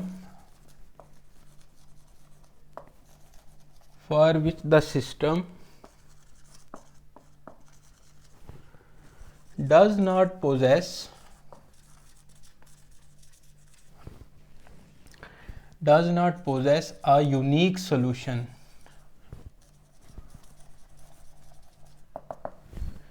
Also solve the system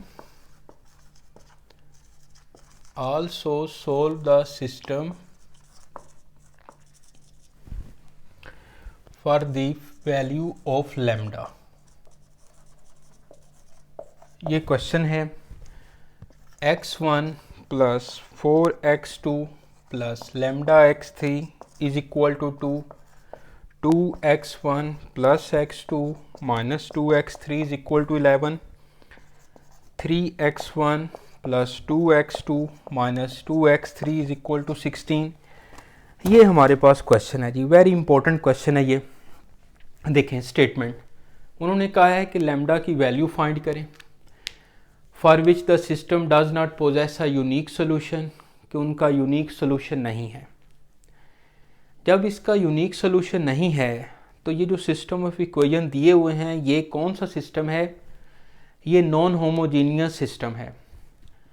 non homogeneous system जो है ना वो 3 उसकी कैटेगरीज हैं।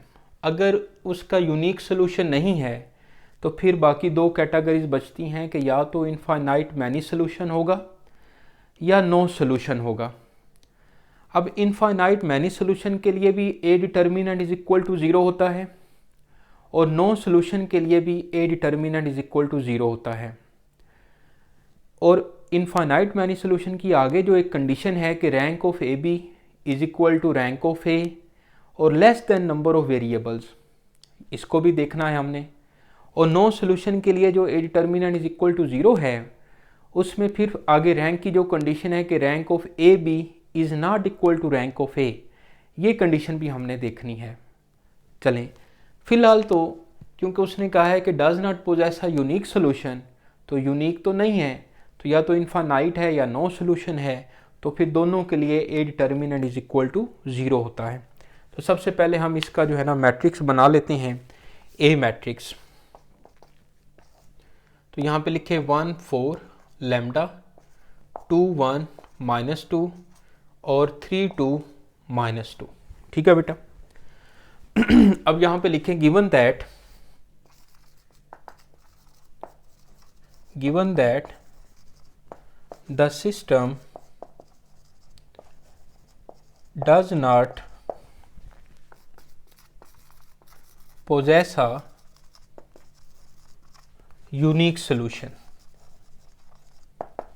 so a determinant is equal to 0। जब does not possess a unique solution है तो उसका determinant is equal to 0 होगा। तो यहाँ पे लिखें 1 4 lambda 2 1 -2 3 2 -2 determinant is equal to 0। अब इसको एक्सपेंड कर लें, एक्सपेंड बाय R1। तो फर्स्ट एलिमेंट बाहर लिखा -2 + 4 -4, first row second column delete करें तो -4 + 6 plus lambda, first row third column delete करें तो 4 - 3 इज इक्वल टू 0। यह आ जाएगा 2 -8 plus lambda is equal to 6। तो -6 plus lambda is equal to 0। Lambda की वैल्यू आ गई 6। पहले तो लैम्डा की वैल्यू आपने फाइंड कर ली। इसके बाद अब इसका जो लैम्डा की वैल्यू यहाँ पे आप पुट करें तो equation x1 + 4x2 + 6x3 is equal to 2 बनेगा। ओके, चलें ये वाला जो है वैल्यू मैं उधर पुट करता हूँ। लैम्डा की वैल्यू आ गई। अब हम इसको सॉल्व करते हैं। अब देखें तो डिटर्मिनेंट से तो हमें लैम्डा की वैल्यू मिल गई, लेकिन अब हम आगे x1 x2 x3 की वैल्यू फाइंड करने के लिए हमें इसको सॉल्व करना है। और फिर उसके बाद उसने बोला also solve the system for the value of lambda. For the value of lambda के लिए भी हमने ये सिस्टम जो है वो सॉल्व करना है। तो एक मिनट, लैम्डा की वैल्यू आई है 6। ओके, तो इसमें जो मैं बताता हूँ आपको। अच्छा, लैम्डा की वैल्यू तो 6 आ गई है, लेकिन ये है कि यहाँ पर उसने बोला था कि also solve the system for the value of lambda. सही है। तो इसमें हमें पहले ऑगमेंटेड मैट्रिक्स बनाना है और लैम्डा की वैल्यू एज इट इज़ रहने देनी है और वहाँ से अब हम लैम्डा की वैल्यू निकालेंगे। अच्छा, इसमें सॉरी थोड़ी सी गलती ये हुई है कि आपने इसके बेसिकली ना 2 मेथड हैं। जैसे मैंने अभी लैम्डा की वैल्यू निकाली तो मैं इसमें दोबारा पुट कर दूं लैम्डा की वैल्यू 6 जो आई है, फिर ऑगमेंटेड मैट्रिक्स बनाऊं और उसको सॉल्व करूं, एचेलॉन फॉर्म में चेंज करूं और इक्वेशंस बना लूं।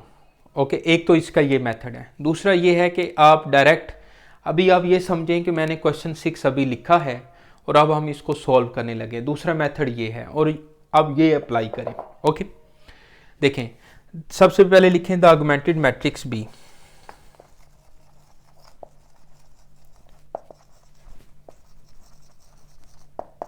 द ऑगमेंटेड मैट्रिक्स बी यह आ जाएगा 1 4 लैम्डा 2 2 1 -2 11 और 3 2 -2 और 16। ये है जी हमारे पास augmented matrix. 1 4 lambda 2 2 1 minus 2 11 3 2 minus 2 और -16। अब हमने इस 1 को यूज़ करते हुए इसको जो है वो 0 0 बनाना है। यहाँ पे लिखें यहाँ पे लिखें R2 माइनस 2R1, तो R2 में चेंज होगा, तो R2 लिखें 2 1 माइनस 2 11 और R1 को 2 से मल्टीप्लाई किया, 2 4 ज़ार 8 और 2 लैम्डा और 4 माइनस किया, साइन चेंज करें, यह आ जाएगा 0 -7 -2 लैम्डा और 7 आ जाएगा। तो यहाँ पे क्योंकि हम आर ऑपरेशन लगा रहे हैं तो इस तरह से ये बना लें, जिसको अलिफ मदा भी बोलते हैं, ठीक है। और ये हमने लिखनी है R2 में वैल्यूज़, ये आ जाएगा 1 4 लैम्डा और 2, और R2 की वैल्यू आ जाएगी 0 -7 -2 माइनस लैम्डा और 7, और R3 3 2 -2 और 16 आ जाएगा। ओके बेटा, अब हमने इस 3 को जो है वो 0 बनाना है, तो मैं लिखता हूँ R3 माइनस 3R1, तो चेंज किस में होगा, R3 में चेंज होगा। R3 की वैल्यूज़ लिखें 3 2 -2 और 16, और R1 को 3 से मल्टीप्लाई किया, 3 4 ज़ार 12 3 लैम्डा और 3 2 ज़ार 6, साइन चेंज किए, कैंसिल हो गया, -10 -2 -3 लैम्डा और 10 आ जाएगा। ओके बेटा, साथ साथ रहिएगा।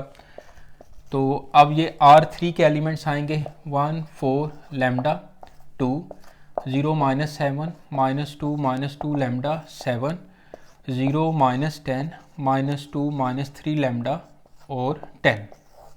ओके बेटा, अब हमने क्या करना है, इस -7 को 1 बनाना है।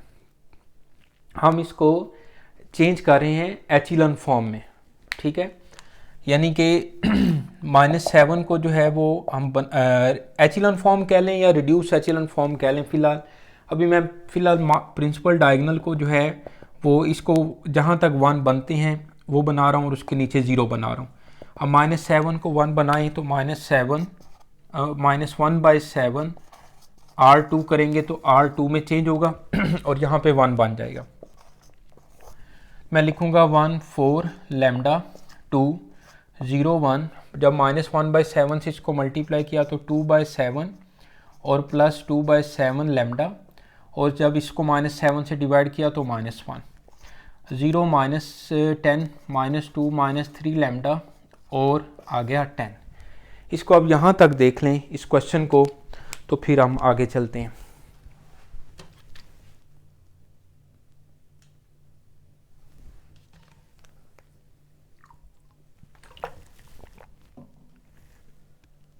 ओके बेटा, यहाँ तक हमने ये क्वेश्चन कर लिया, तो बिल्कुल सही कर रहे हैं हम। ओके, साथ साथ मैं देख रहा हूँ कि कोई मिस्टेक ना हो जाए। अब जो है हम इस 1 को यूज़ करते हुए -10 को जो है वो 0 बनाते हैं। ओके,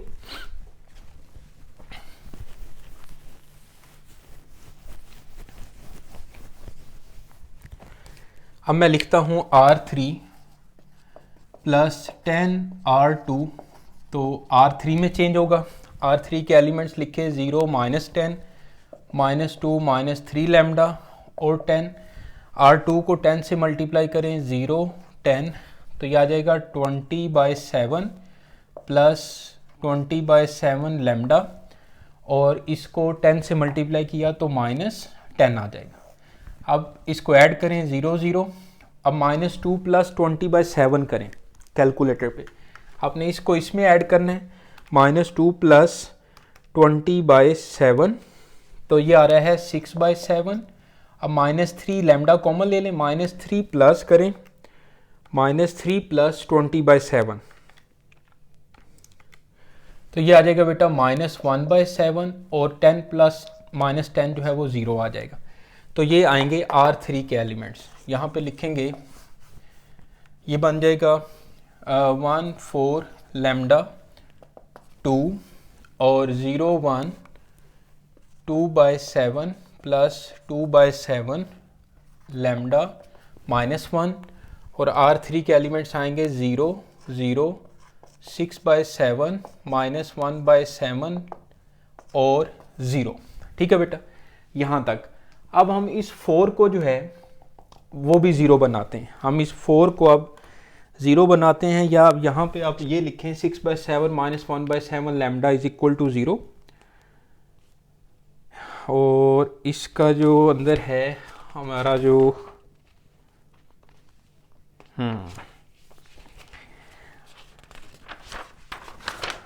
अच्छा, इसका ये जो क्वेश्चन 6 है ना, इसको आप यहाँ तक पेंडिंग कर लें आप फिलहाल। ठीक है, यहाँ तक आप पेंडिंग कर लें। इस क्वेश्चन में थोड़ी सी आगे प्रॉब्लम है, तो क्वेश्चन नंबर जो 6 है ये, इस पर मैं अलहदा से वीडियो बनाऊंगा। आप समझें कि इस वीडियो में, इस लेक्चर में हमने क्वेश्चन नंबर जो 6 है वो नहीं पढ़ा। ओके, तो क्वेश्चन 6 पर मैं अलहदा से वीडियो बनाऊंगा। इसको पूरी एक्सरसाइज को आप देखिएगा और उम्मीद है कि आपको फ़ायदा होगा। ठीक है जी, अपना ख्याल रखें और नेक्स्ट वीडियो तक के लिए मुझे इजाज़त दें, राय नूर को इजाज़त दें। अल्लाह हाफिज़, जज़ाकल्लाह।